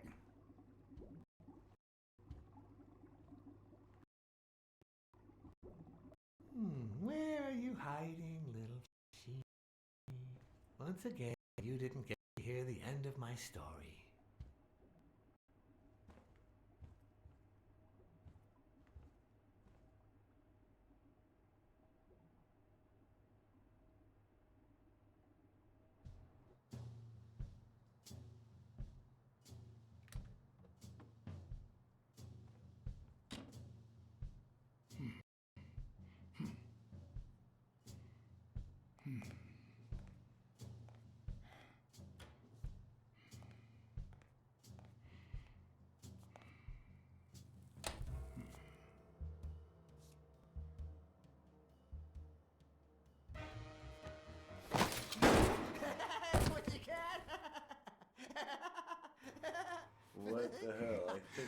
eyes, bro. Like,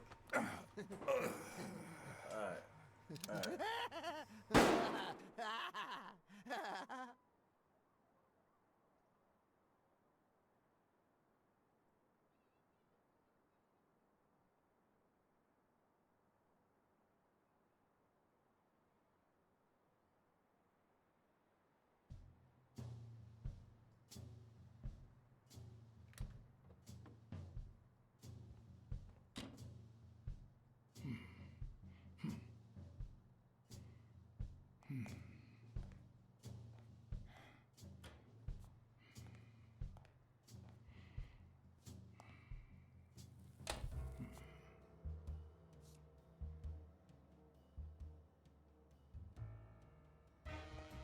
He's like, yo. What the? Is it me? Is it me?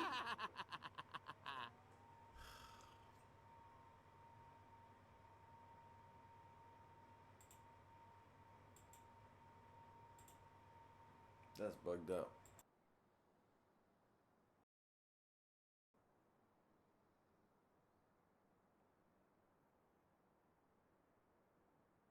There's only one decision to make. This is the bugged out part.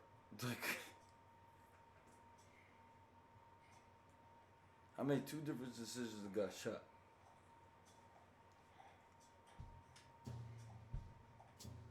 It's a bit upsetting. Bullshit.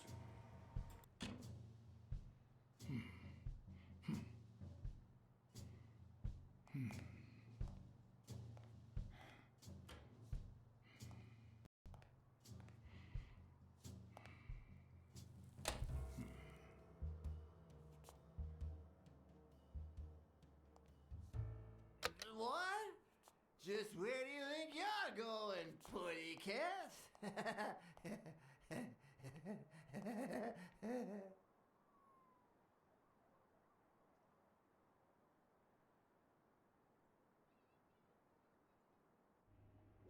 Two sacred principles rule my life. The first is the love I feel for my family.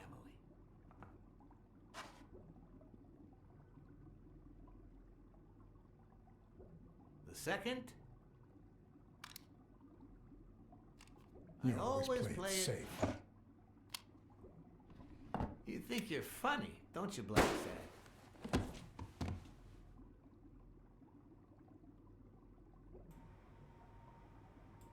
Don't even know what to say.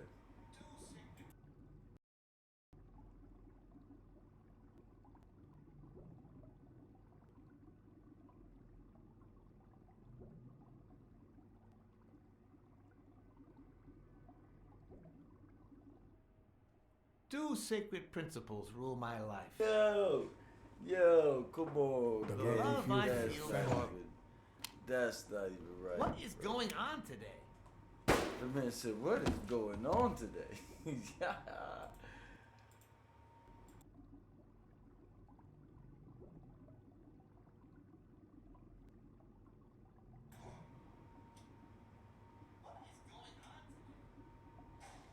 Yo, I had to.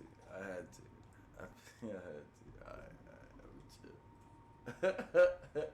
Two sacred principles rule my life. Yeah, I'm sorry. It's funny. The love you I for feel Ireland. for- What is going on today?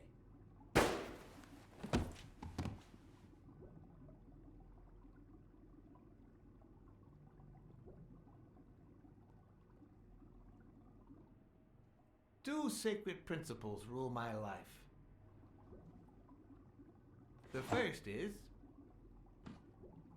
the love I feel for my family.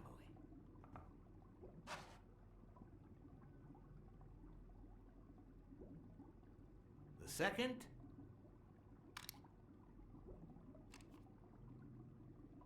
never leave destiny in the hands of fate. I always play it nice and safe. And I'd even add a third principle, or better yet, a rule. If anything threatens either of these two principles, I take matters into my own hands. The first time that someone died because of me, even though all I did was rat him out, well, that guy ended up in the Hudson River, right off Pier 27. He's got to be even wetter than that fish by now. You should have seen his face. It's interesting what comes to mind when you think you're about to die. Suddenly, all I could think about was how much I wanted a pet fish. You too, Bruce? Anyway, I was 14 years old, and I still dream about it. But will be something. By then, I was adamant about buying a fish. But first... That was that. Never again. Nowadays, whether it's me who pulls the trigger or not, I have zero regrets. What's more, I sort of enjoy it.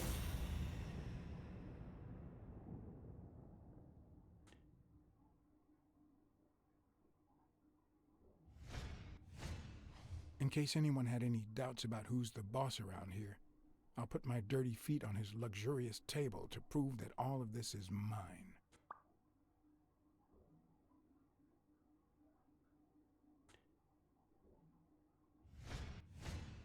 The guy never hesitates to pull the trigger.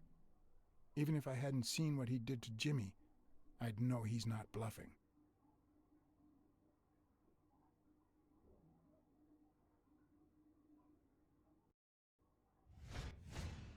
When a mob boss declares his love of family, it can only mean that A, he won't hesitate to ruin yours, and B, he's cheating on his wife.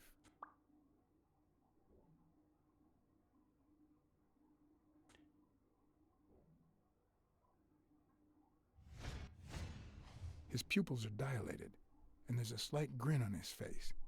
The bastard is enjoying himself. I knew I had it in me to get out of that place alive.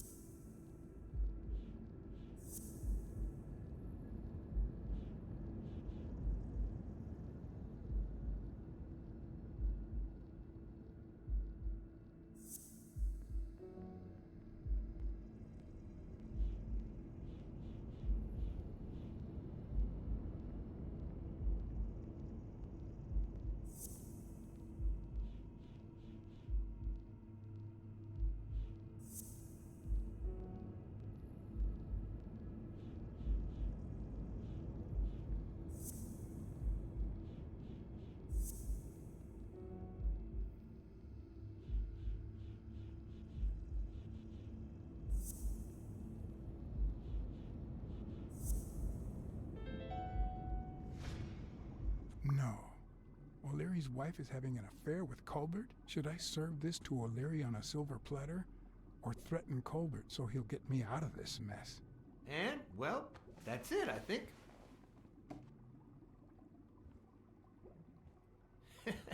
You know, BLACKSAD, I never made it this far. Congratulations, you're going in style. I didn't want to interrupt you because I respect you and your word. Colbert told me to come here. What? Me? No way. You did what? Colbert? When?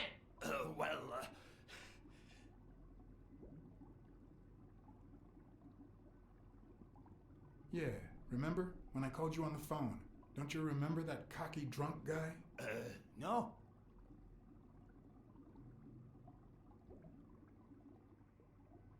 He kept bragging about betraying his own boss. Oh? Oh, yeah. Weird times, huh? Yeah, and you congratulated me for finding Yale and saving your life. Several times.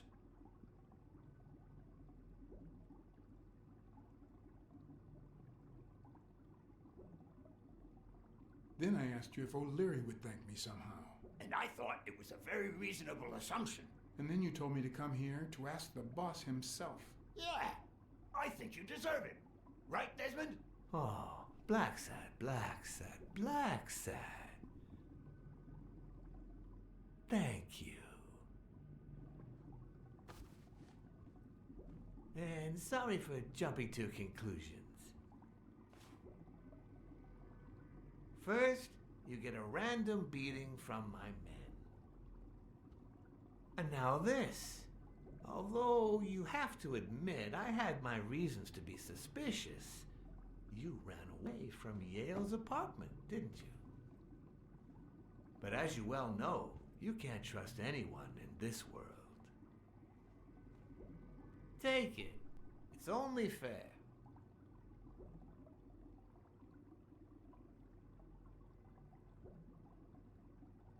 I want to bet it all on the fight, on Sonia Dunn's behalf.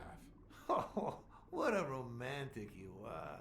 We listen, if you call it listening, to the sentimental romance.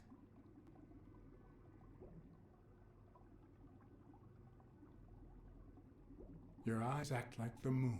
Ah, a cultured man. Anyway, go ahead. Place your bet.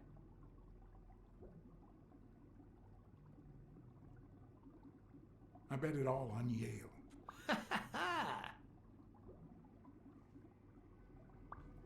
Oh, BLACKSAD.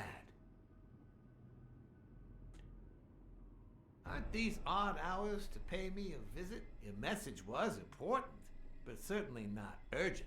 It could have waited until tomorrow. Okay, BLACKSAD. Okay, BLACKSAD.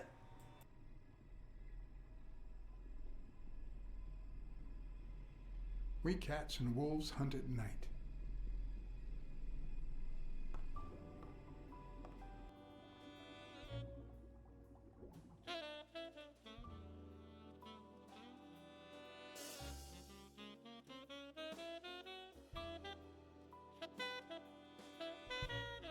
I wish I was a noir fiction writer.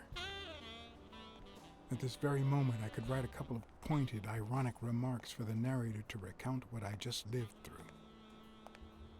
The dark, crooked alleys of New York reminded me of the state of my own soul. No. Fall loomed over me with the... Fall struck me with the full force of my long-lost youth. Nah, not that. Fall descended over me with the full weight of a guilty conscience. God, that's worse.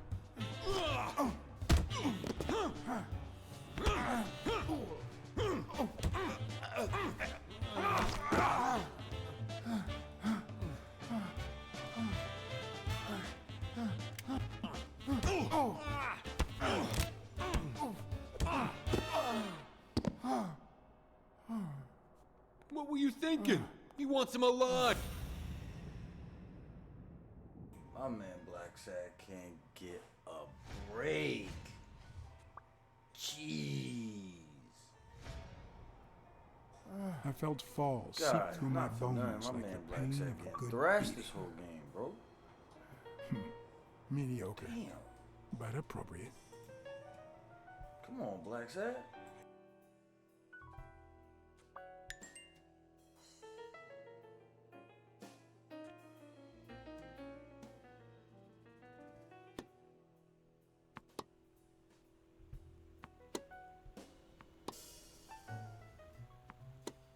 Against all odds, next morning I got up bright-eyed and bushy-tailed.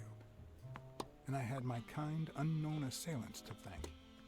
The beating had taken its toll, but for the first time in months, I had slept like a baby. Oh,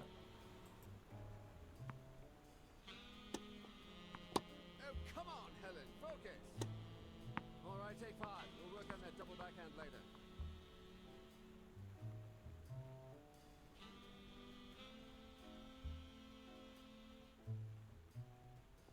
Well,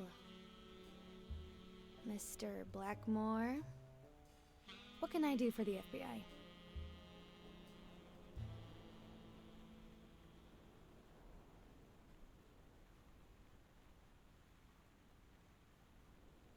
Actually, the real question is, what don't you want the FBI to do to you? Quick to thread, are we? Not that I'm not flattered, mind you, but I'd appreciate if you were a bit less vague.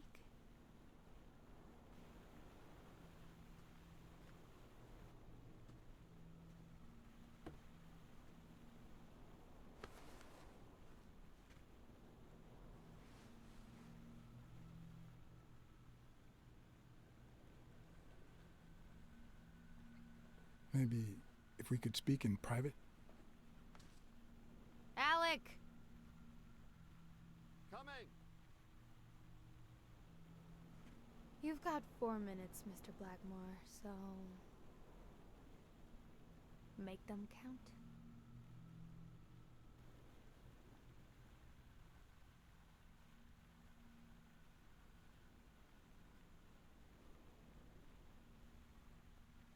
They say you're currently involved with Al Stone, the boxer. Is that correct? Wow. The FBI sure knows what it's doing.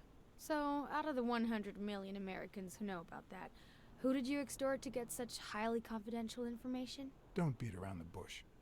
We know why you're with him. Oh, so you like his biceps too? Desmond O'Leary asked you to seduce Stone. Why? What? No, I met Al by chance at a party.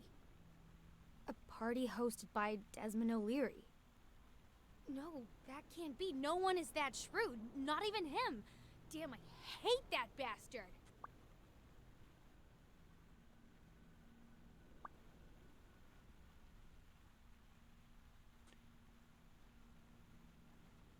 We know about you and Desmond O'Leary. Wow, your sagacity never ceases to amaze me.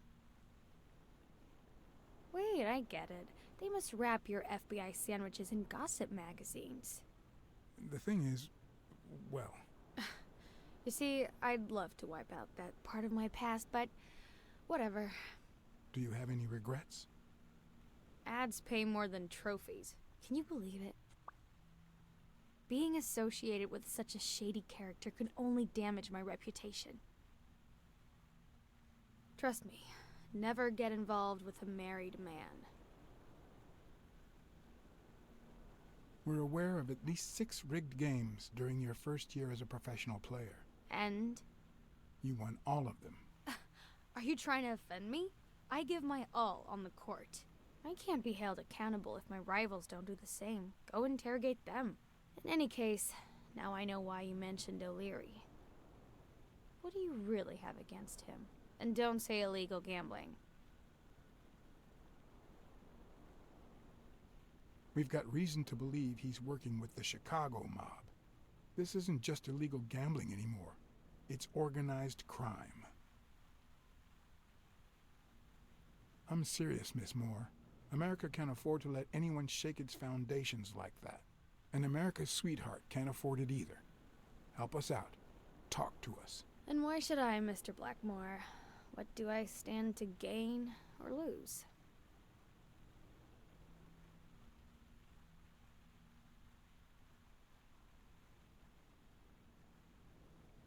The FBI always returns a favor.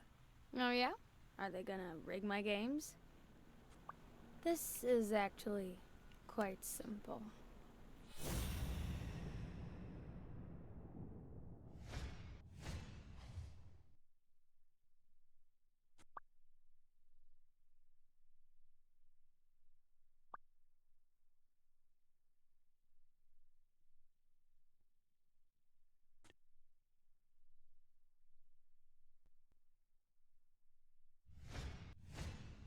One lucky gal. You have a light, sir?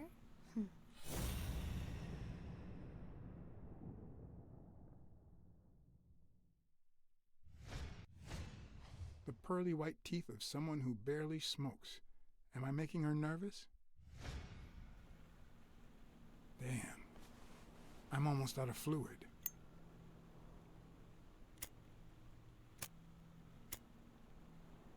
Wanna know my trick?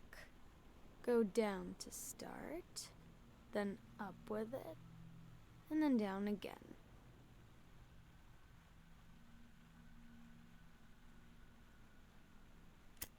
Don't worry, I'm not making any assumptions about your masculinity. Don't worry, I'm not making any assumptions about your masculinity.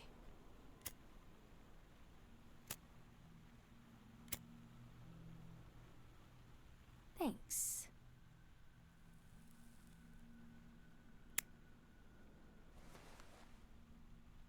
I don't know what you want me to say.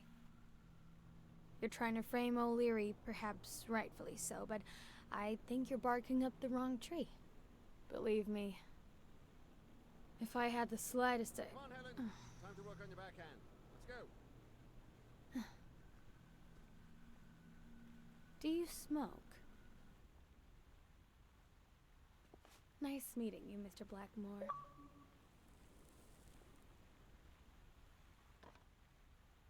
Did you bring my water?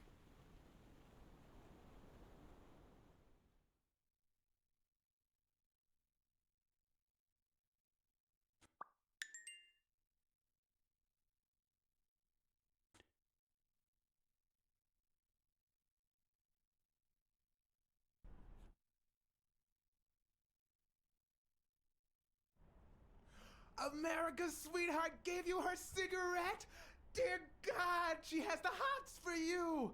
I can't believe you said good old Weekly to investigate that stupid walrus while you were hanging out with Helen Moore herself! So, what do you say, you and me, we change places next time, huh? Your turn. Now tell me, what did you find out? Ah, you're gonna love this. You ready? I've got news, but I happen to also have a BLACKSAD. Thank you so much, Mr. BLACKSAD. Huh? Oh, Mrs. Colbert. My husband woke me up this morning with roses and breakfast in bed. He said he had a scare last night, although he won't give me any details, and that he's been thinking about me ever since. He wants to take me to Niagara Falls for a second honeymoon. That's nice, but I don't know why you're thanking me. Are you kidding? Remember how I doubted him, but you made me change my mind? If he had suggested to take me to Niagara Falls when I still suspected him, I would have thought it was just a cover. Or worse still, a way to clean his conscience.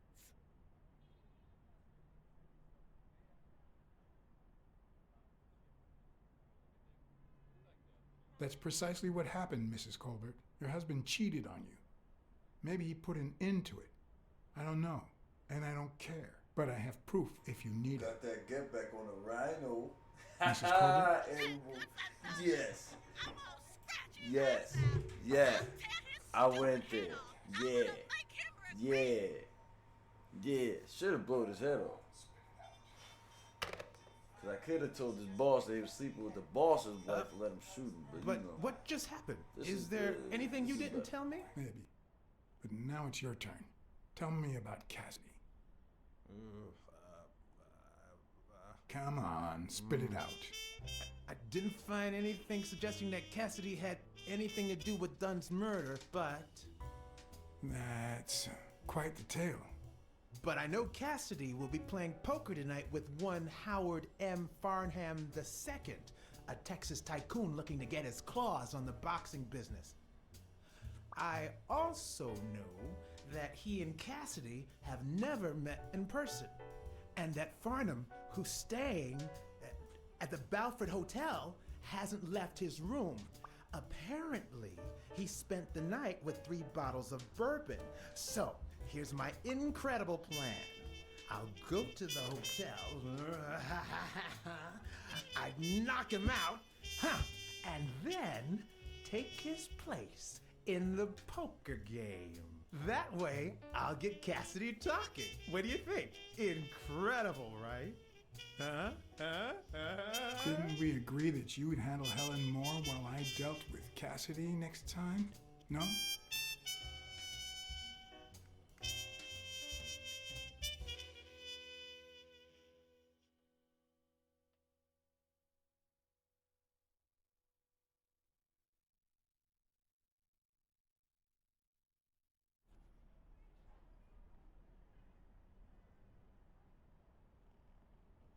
As always, appreciate the love, gang. We outside, man. Mass Corners kicking out here, my man John BLACKSAD. Follow the vibes, follow the story. You know, I'm kind of tired of him getting his ass whooped, but we move.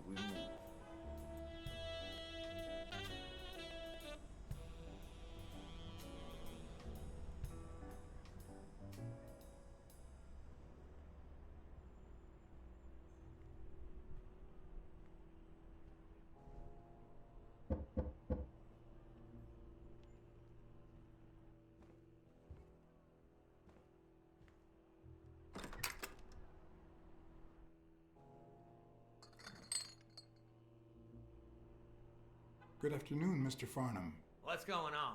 Allow me to introduce myself. I'm John Blackmore, director of the Balford Hotel. We like to make our distinguished guests feel welcome. Please accept this small token of our appreciation. Oh, sure. I was fixing to leave, but I guess them monuments ain't going anywhere. Well, come on in then. Getting in Farnham's room was easy. Earning his trust was another story. But I always have an ace up my sleeve. Blackmore? You okay, partner? The best way to earn someone's trust is to make them believe they've earned yours. And sometimes, the best way to fake it is to tell the truth. I don't know where to begin.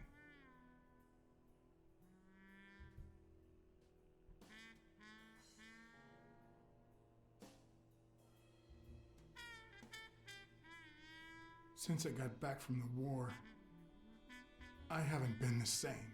Sorry to hear that, son. You should have paid somebody to go in your place, like I did. The poor bastard didn't have a pot to piss in, so he done a fair deal. Till he went off and got himself killed. But you know what? At least he earned his place in heaven. Good Lord bless that man. And us while we're at it. Cheers! One of the tricks of this trade is to be wary of the biases we all have. They cloud our judgment and blur the person in front of us, painting them with the shades of our preconceived notions of who they should be. But every once in a while, you run into someone so locked in personality that they can only be regarded as a stereotype. Farnham was a disgrace, not only to himself, but to Texas and the entire human race. To think I had to impersonate him. I wish I was like you. You seem so content, so free of burdens. Stop right there, partner. You think this old dog don't have ticks? Let me tell you something about my first wife. Woo-wee! Once I had gained Farnham's trust,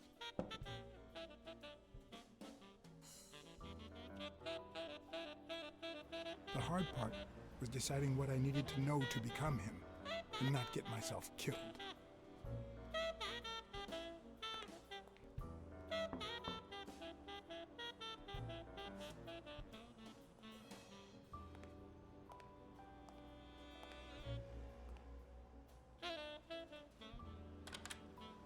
What can I do for you, sir?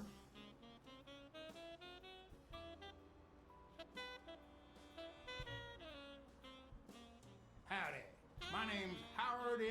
Farnham II. Okay. Should I know you? What can I do for you, sir? Farnham was one hell of a drinker. I had to get the information out of him before he drank himself unconscious. Otherwise, I have to find that information myself.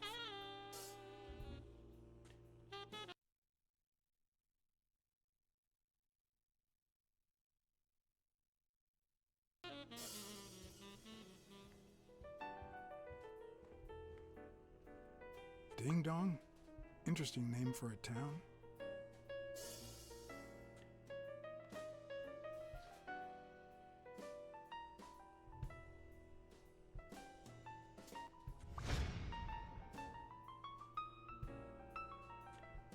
Yes, I got a Vietnamese save last night. No, please, come in.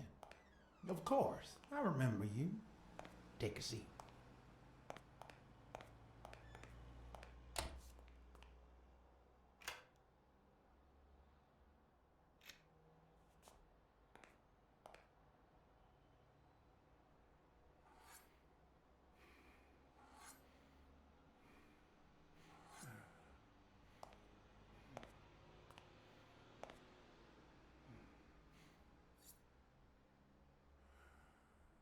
I'm sure you'll understand we can't be too careful. Our host has many enemies, and someone has to keep them at bay.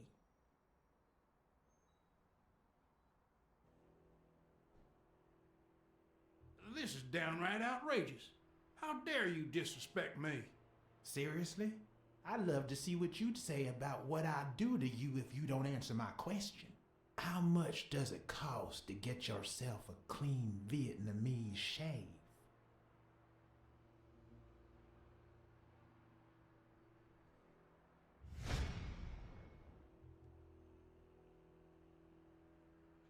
Damn, sure enough, booze put the nail on the coffin of my first marriage. You know, the wife that caught me cheating with the maid.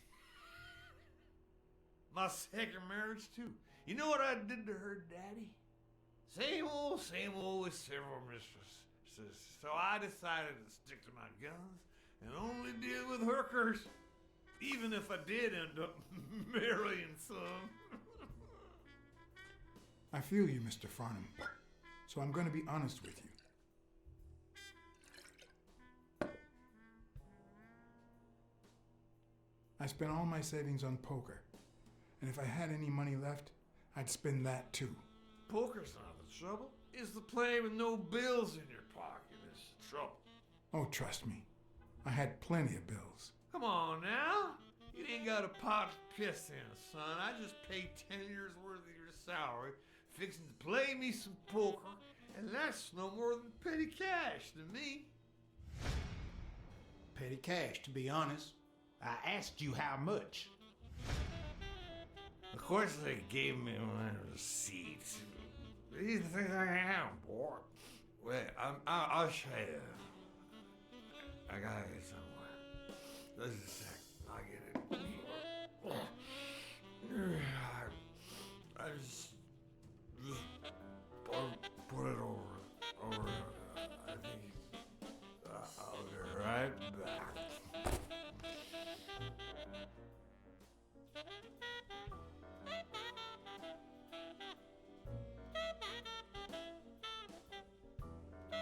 Ding Dong?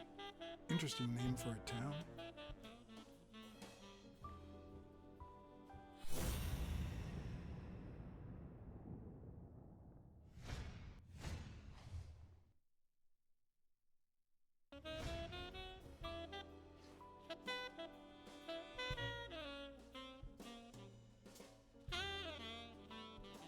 Why didn't you just say you had the receipt in your pocket? I'm almost certain, but tell me, who told you to come to this barber shop?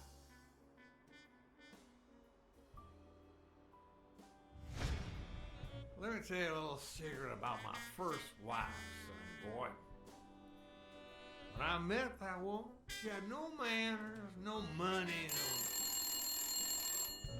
Who in the hell?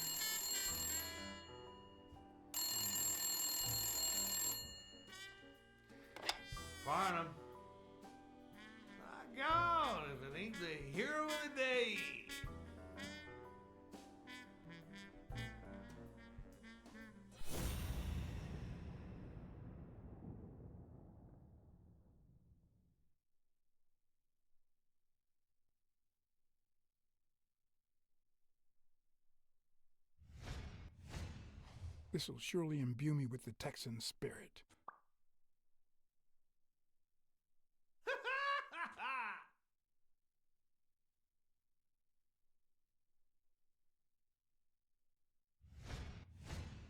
It's not going to be easy to sound Texan, but I'll give it my best shot.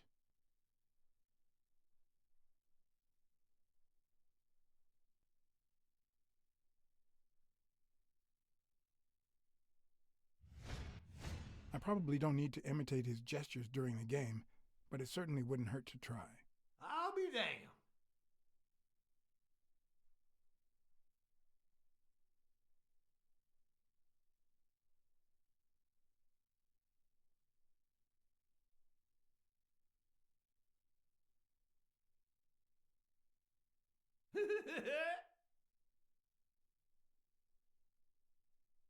Yes, sir. New York City.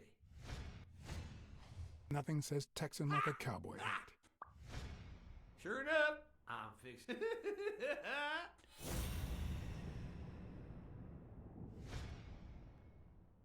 Anyway, Kenny, thanks for fixing the game with Cassidy.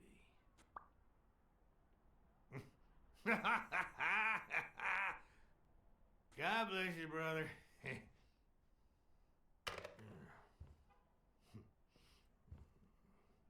The craziest goddamn Texan in New York. My good old friend Kenny, craziest goddamn Texan in New York. You know how many Kennys there are in New York? Kenny who? So besides when and where the game will be, the password, and the money Farnham dished out, what else do I need?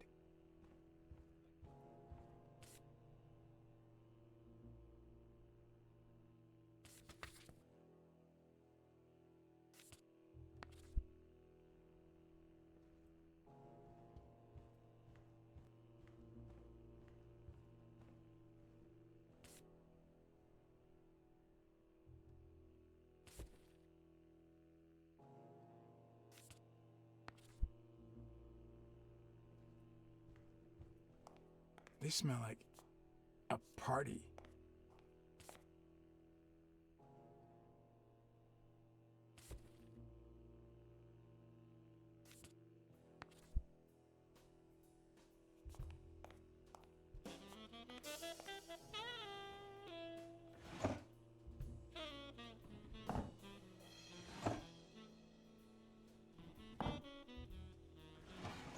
Not even a Bible.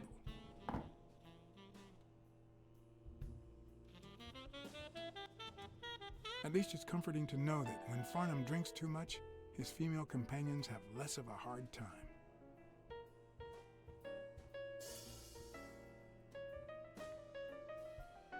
Ding Dong? Interesting name for a town.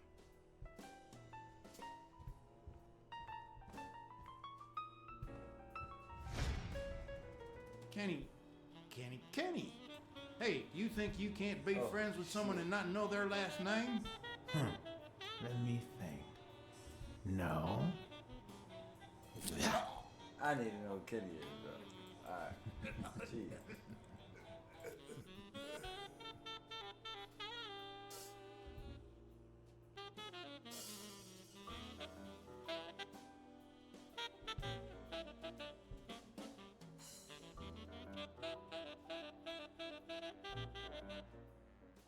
My good old friend Kenny, craziest goddamn Texan in New York.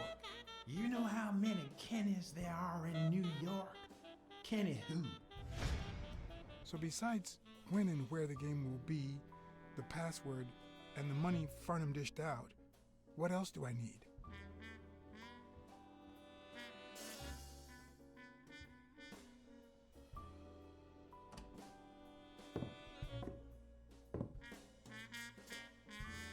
Luckily, there was only one Kenny in Farnham's address book, Kenny Eats, residing at...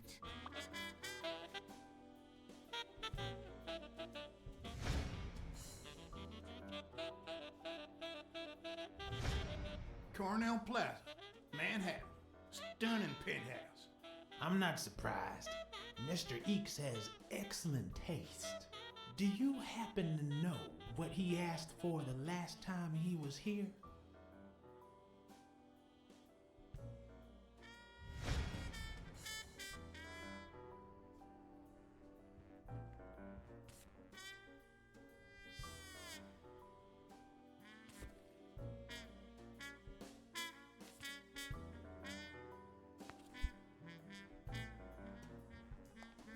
They smell like a party.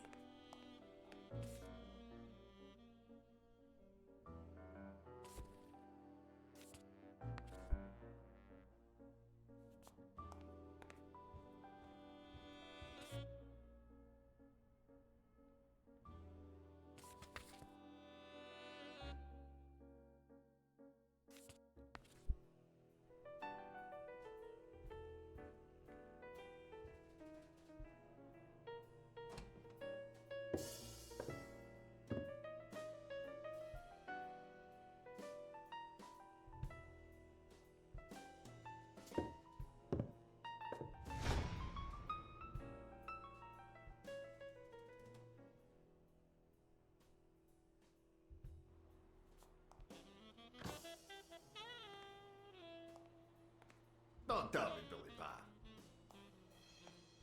This here is my new friend Father. Am I right?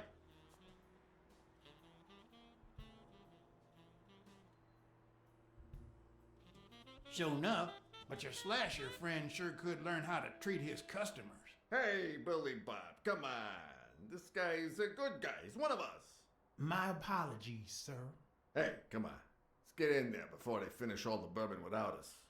I haven't frisked him yet, sir. I don't think that'll be necessary. Mr. Farnham here, he's an honest Texan. And I'm sure he'll hand over his weapon if we ask him to. Right?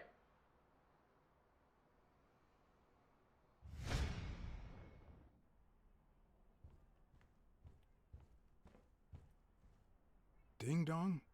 Interesting name for a town.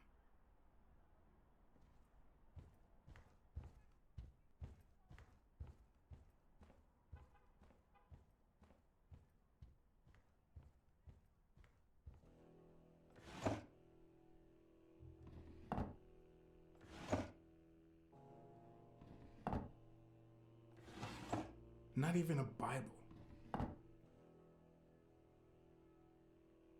At least it's comforting to know that when Farnham drinks too much, his female companions have less of a hard time.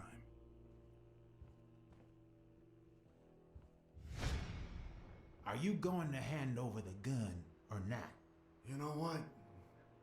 I'm starting to think that you're not trustworthy. And I hate wasting my time. Yeah, the bad thing is, it'll be just 3 of us playing tonight. Billy Bob?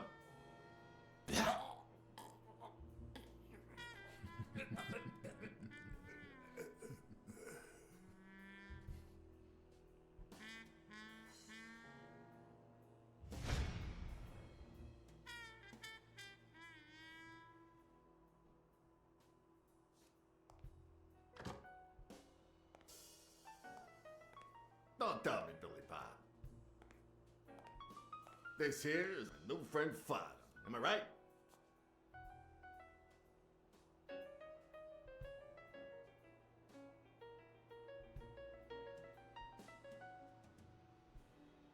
Sure enough, but your slasher friend sure could learn how to treat his customers.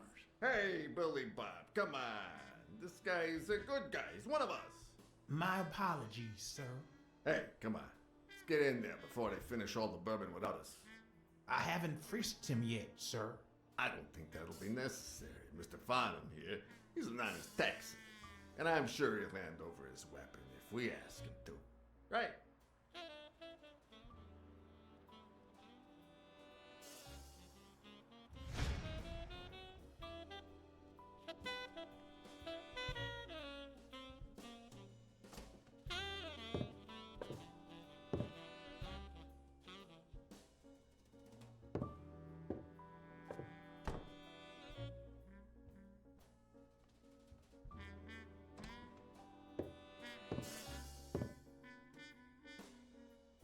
No matter how superficial someone may seem, there's always a way to win their heart.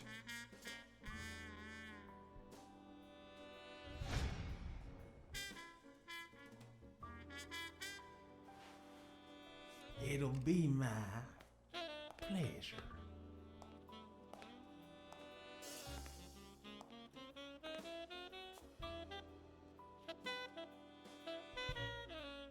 Welcome, gentlemen. Chips are on the table and guns are in the safe. Now, we got a lovely night of poker ahead of us, full of smoking and bourbon. So let's get started. Take a seat, Mr. Farnham. Let me introduce you. To my right, wearing gray boxers and weighing in at 140 pounds, the owner of Pink Vice, the largest meat market in all of Manhattan. In other words, a real son of a bitch. No offense to the women he exploits. Our reigning champion, Oswald Quince. A title I aim to keep, provided our new contender here doesn't interfere.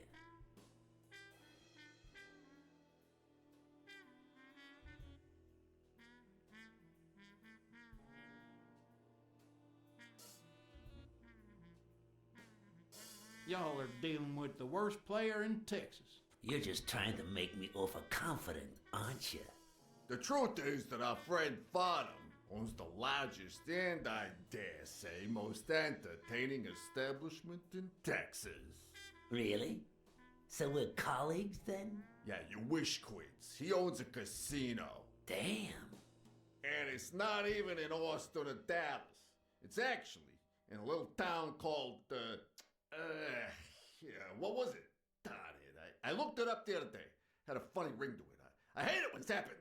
I thought they moved all Texan casinos to Vegas, where gambling is legal.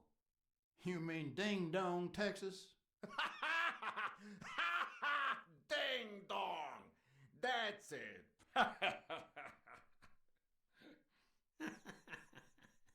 Who'd ever think of a name like that? Well, casino or no casino, let's just hope he doesn't keep as many aces up his sleeve as the late Ventimiglia, huh? Amen. To my left, wearing brown boxers and weighing in at 396 pounds. Frank, show some respect, huh? The hospitality tycoon, Polly, no. Tycoon? I just own a small bar with pool tables. Clients drink close to nothing and play even less, but certain business transactions just couldn't happen anywhere else. Damn it, Polly. Why don't I know your last name? Because they took it away from me. You have no idea how good my ex-wife's lawyer is. Women, they even take our damn names.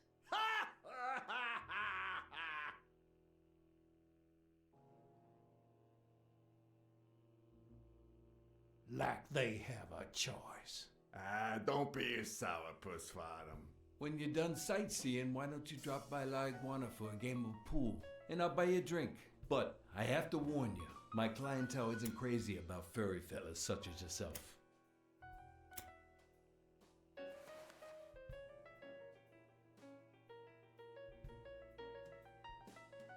Sorry, partner. I can't stand pool. Well, then just come down to drink and drink some more. Well, looks like Farnham won't be venturing into the pool hall business anytime soon. This guy here wants to start a boxing association in Texas. And guess who he's turning to for advice? To be honest, several things got me worried, so I'd be much obliged for any counseling. So, what worries you?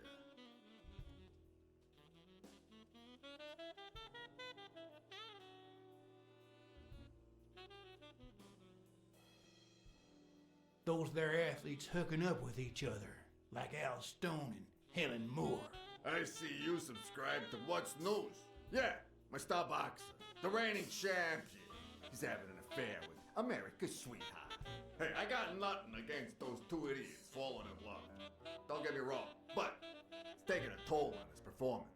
I don't think he'll lose against Yale, but I'm starting to worry a bit. Billy, bring out the bourbon. We're drying up here. I'll deal with a fresh deck, of course. We respect traditions in this establishment. Poker is as boring as it is simple. All you need to do is read people's faces. And even the worst detective has that trick up his sleeve. The real issue is knowing what to play for when there's much more than just money at stake.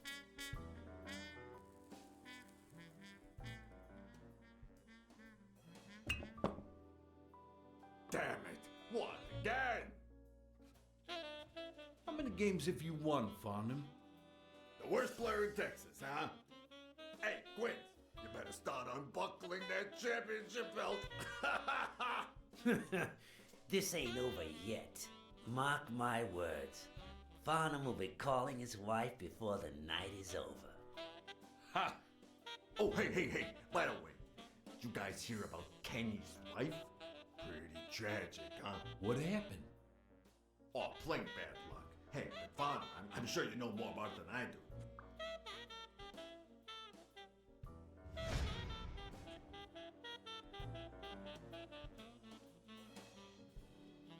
Anyway, Kenny, thanks for fixing the game with Cassie.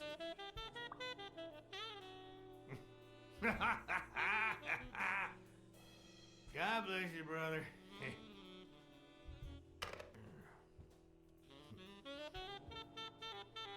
Craziest goddamn Texan in New York. And the poor fella's already got enough on his hands now that his wife. Tell me more about your first wife. Oh, right. Where were we? Same difference. Another drink?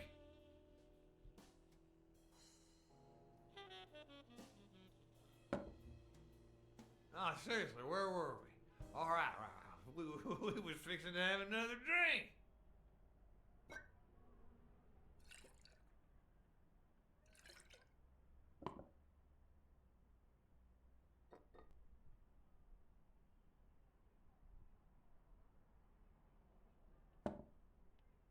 Hey, it's coming back to me now. We were talking about my wife, right? One of them. Same difference. Oh, horse.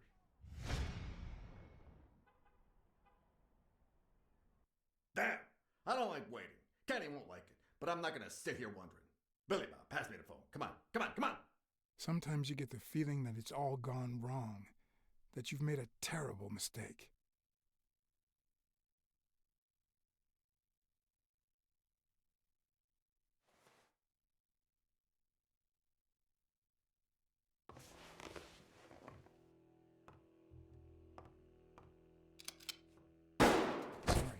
Did I say sometimes?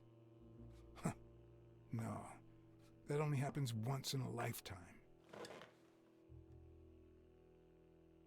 Mark my words. Farnham will be calling his wife before the night is over. Ha! Oh, hey, by the way, did you guys hear about Kenny's wife? Pretty tragic, huh? What happened? Oh, plain bad luck. Hey, but Farnham, I'm sure you know more about it than I do.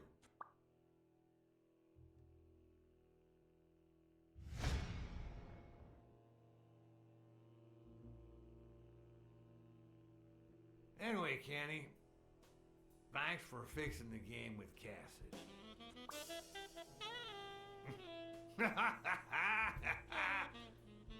God bless you, brother.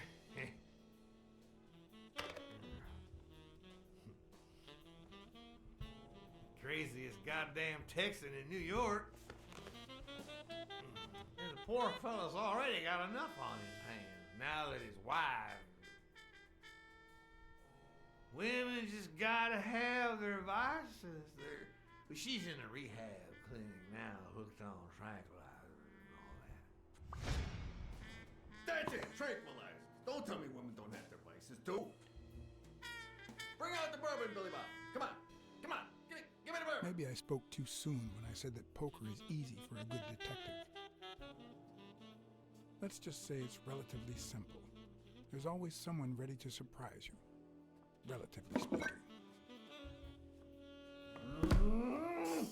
Well, I'll be damned! I don't believe this! What happened, Farnham? Beginner's luck doesn't last forever, and that's when the real champ comes in. I hope you're ready to lose it all, my friend. Poor Farnham.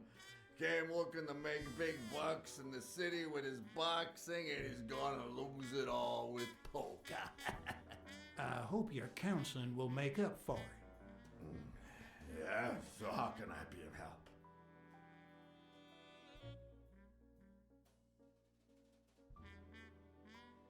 Rebel coaches like Joe Dunn.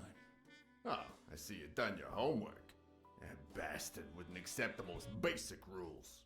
For example, banning boxers from official competitions when the managers don't belong to my association.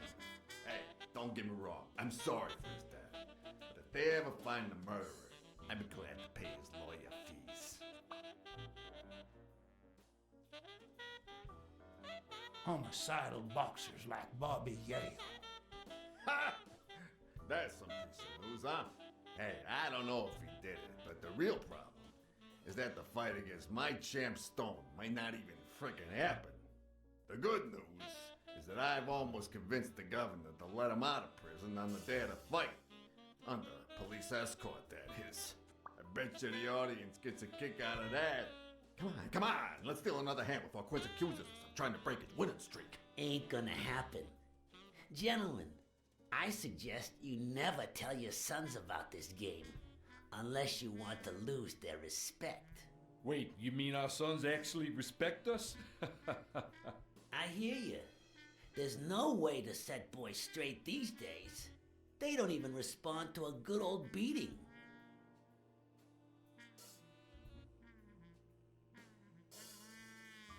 I dare say Texan boys do respond to a good beating. Hey, careful, Quince. You're talking to a pro. So, Kenny told me you had quite a house full. How many kids you got in that house full of yours?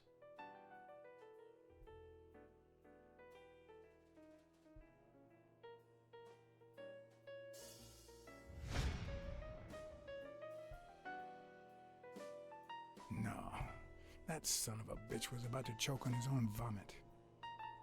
Although the communist in me reveled in the sight of a millionaire choking on his own vomit, even so, I couldn't just stand there and watch him die. Unfortunately, I didn't break a sweat trying to save him.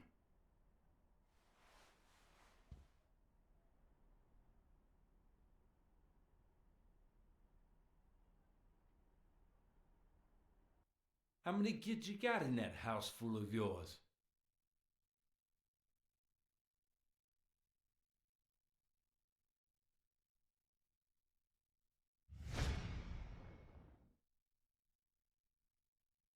No, that son of a bitch was about to choke on his own vomit. Although the communist in me reveled in the sight of a millionaire choking on his own vomit, even so, I couldn't just stand there and watch him die. No, deserving or not, the man would live.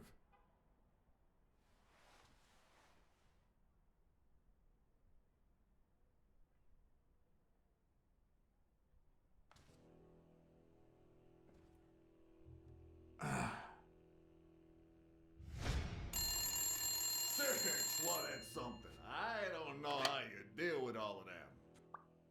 All boys? Does it have to be now? Oh, never let Quince near one of your daughters. Come on, Folly. Children are sacred. I won't lay Cassidy. a finger on them until they're 12. After that, well, let's just say some men have needs that can only be met by a young girl that age, if you know what I mean. Are you all right, Farnham?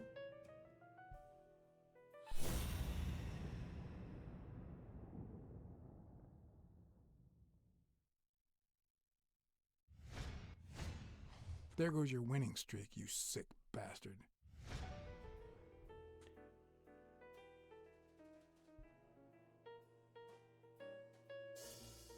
Sooner or later, the police are gonna bust your ass. Quince. What the hell are you talking about? I bet you're as bad at hiding those poor girls as you are at keeping that ace up your sleeve. What? You lying piece of shit. Quince? Don't believe a word he's saying, Frank.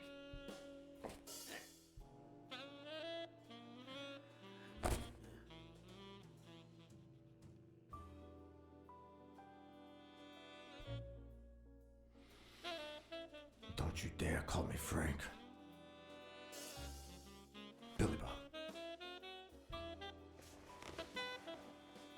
It's 500 more. For washing up. It's a deal.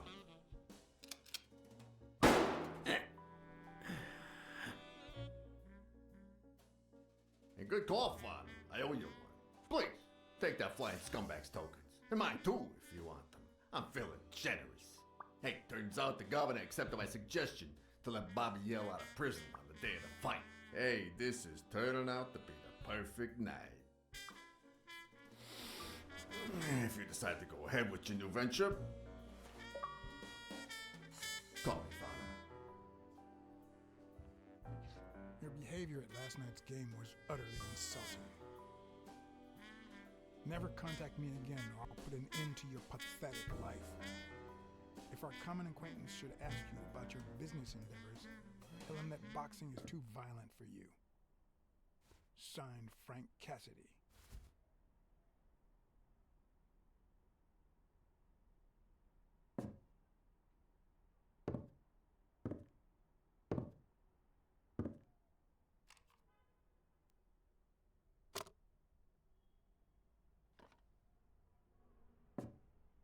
My own tracks would be covered the following morning when Cassidy read this note from Farnham. Dear Mr. Cassidy, although I'm grateful for your kind help, last night's game made me realize that boxing is just too violent for a peaceful Texan like myself. I have decided to invest elsewhere. Yours sincerely, Howard M. Farnham II. Damn Texans.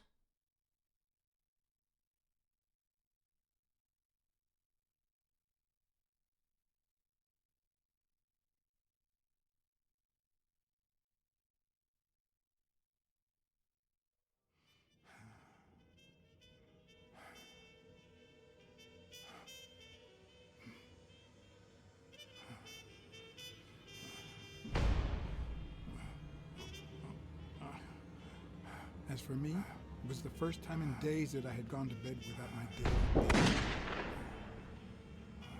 A real shame.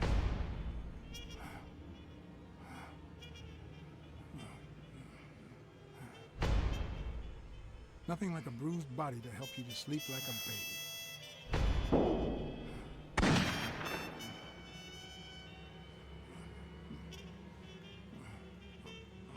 Maybe I should have given myself a beating.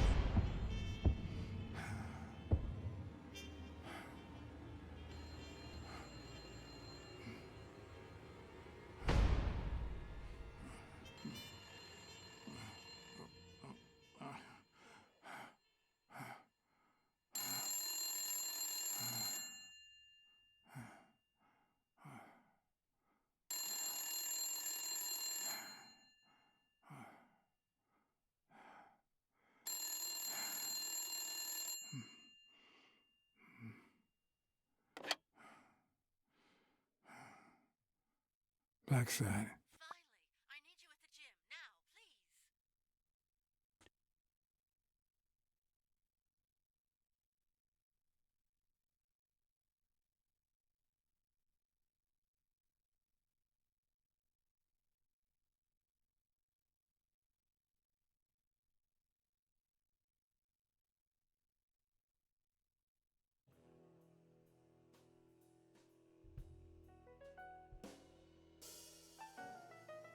It was like this when I got here.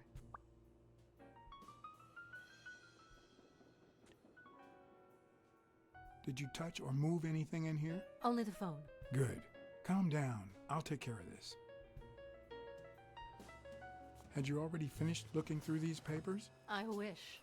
Well, I guess you'll enjoy sorting all this again.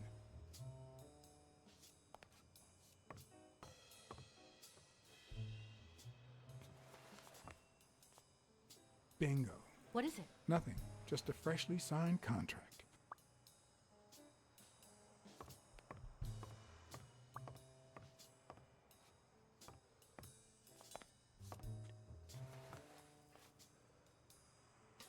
What are you doing?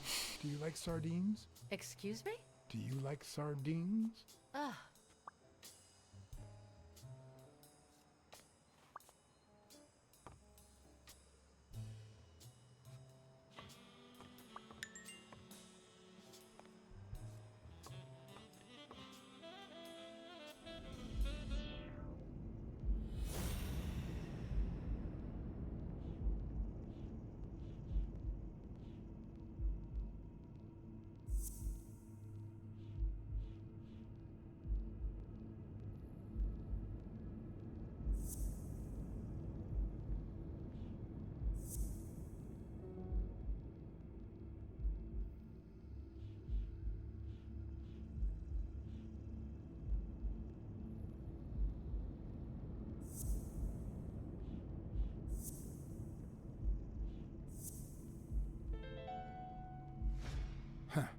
That lizard isn't Yale's doctor.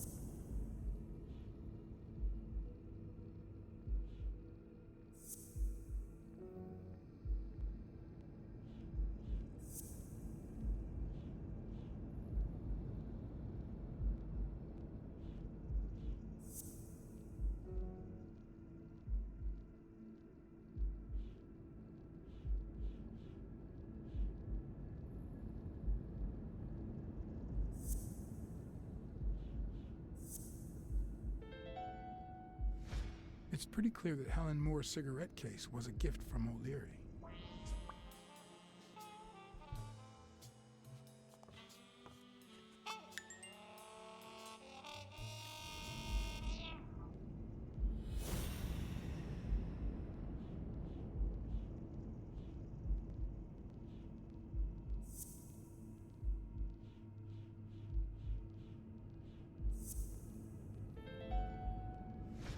I'd say O'Leary has threatened Stone with ruining Moore's career.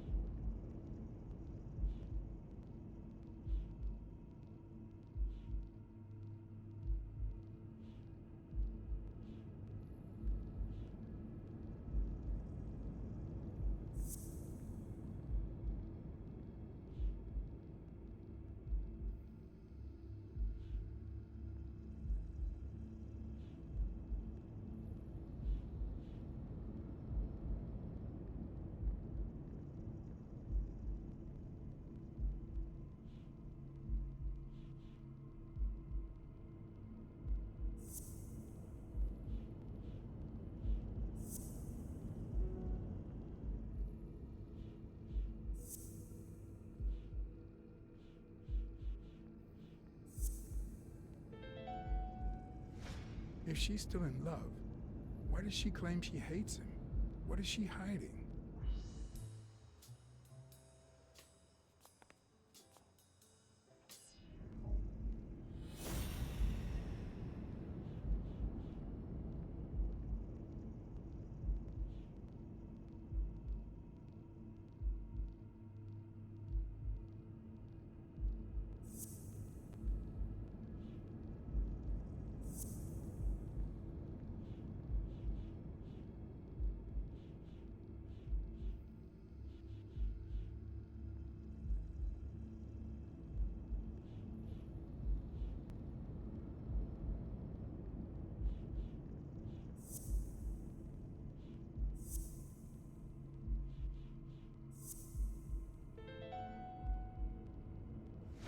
It looks like O'Leary has rigged the fight between Stone and Yale.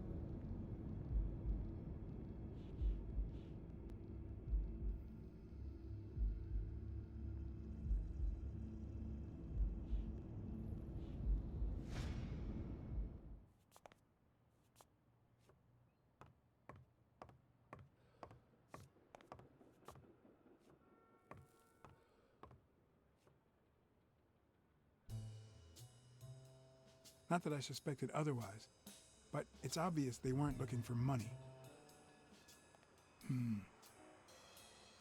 Looks like the burglar isn't interested in bureaucracy. Did they take anything? No, though...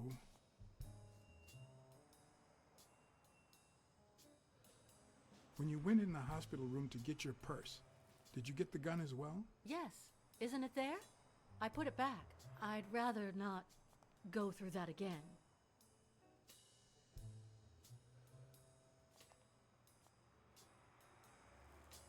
That's too bad.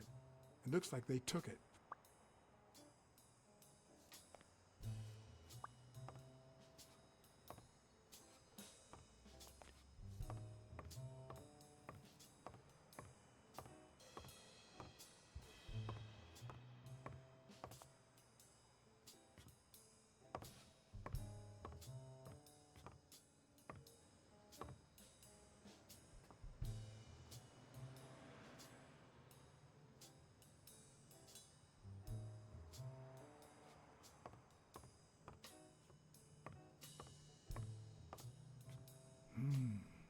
Whose is that? Mary Purnell. You think she did this?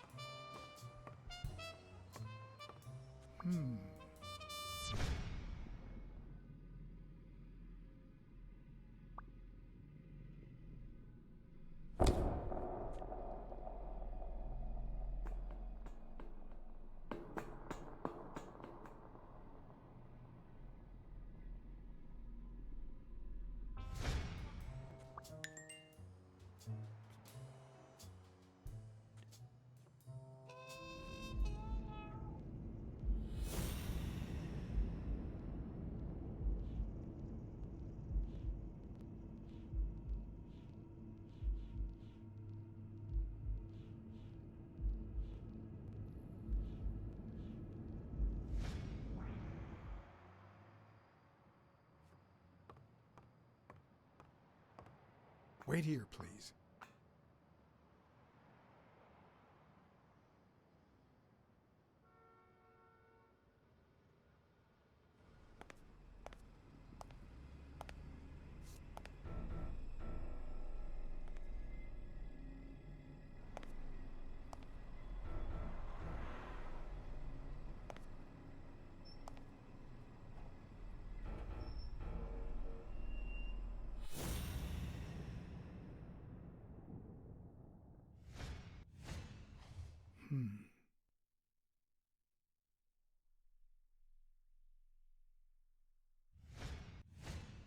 Could be a knife wound.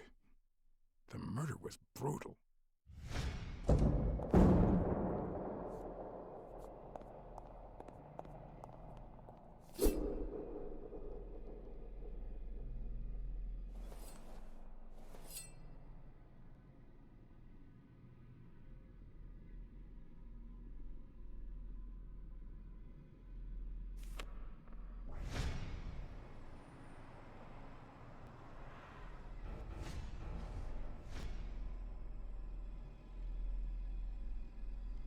Dear Sonia, I need to tell you several things about your father.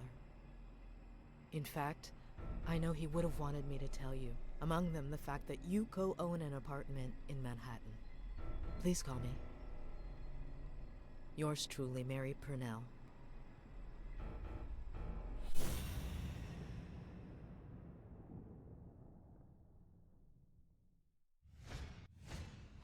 If I were you, I wouldn't quit.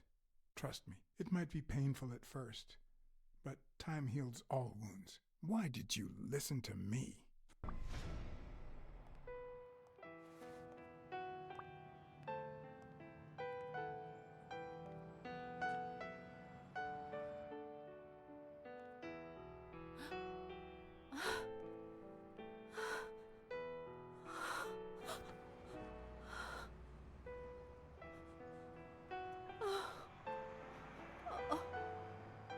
I want you to call the police, Sonia, and then go straight to a friend's house. Don't even think about going home, and definitely don't come back here. I'm staying at a friend's house. I haven't even set foot in my father's place yet.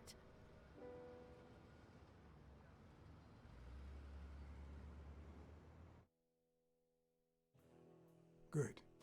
Do you have the keys? If the murderer didn't find what he was looking for, that might be his next stop, if he hasn't been there yet.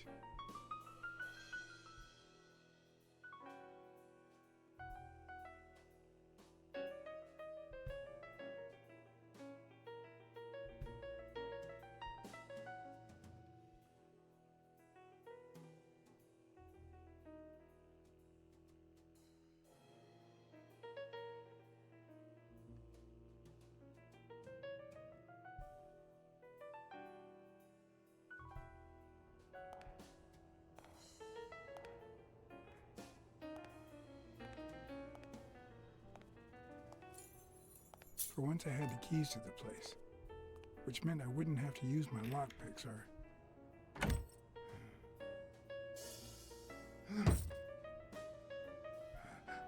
Oh.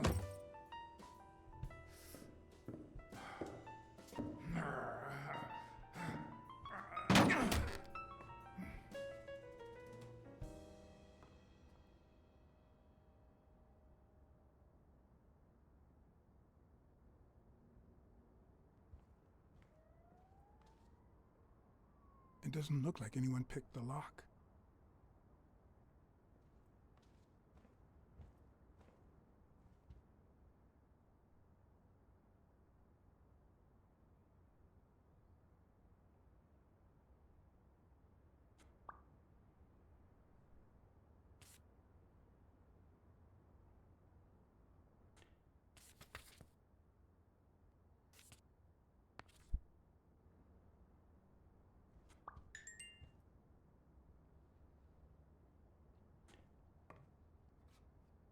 It's hard to believe that a pair of boxing fists could play something like this, although I'm sure he had the lungs for it.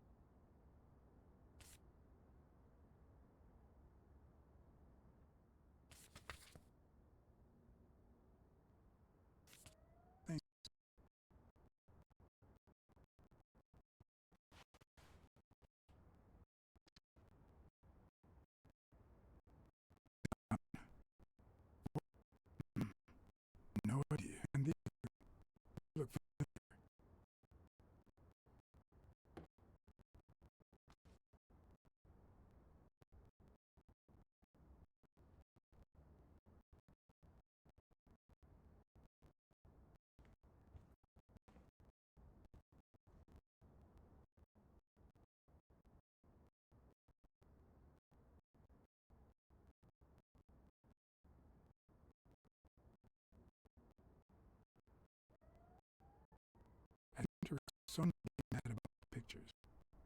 Who knows?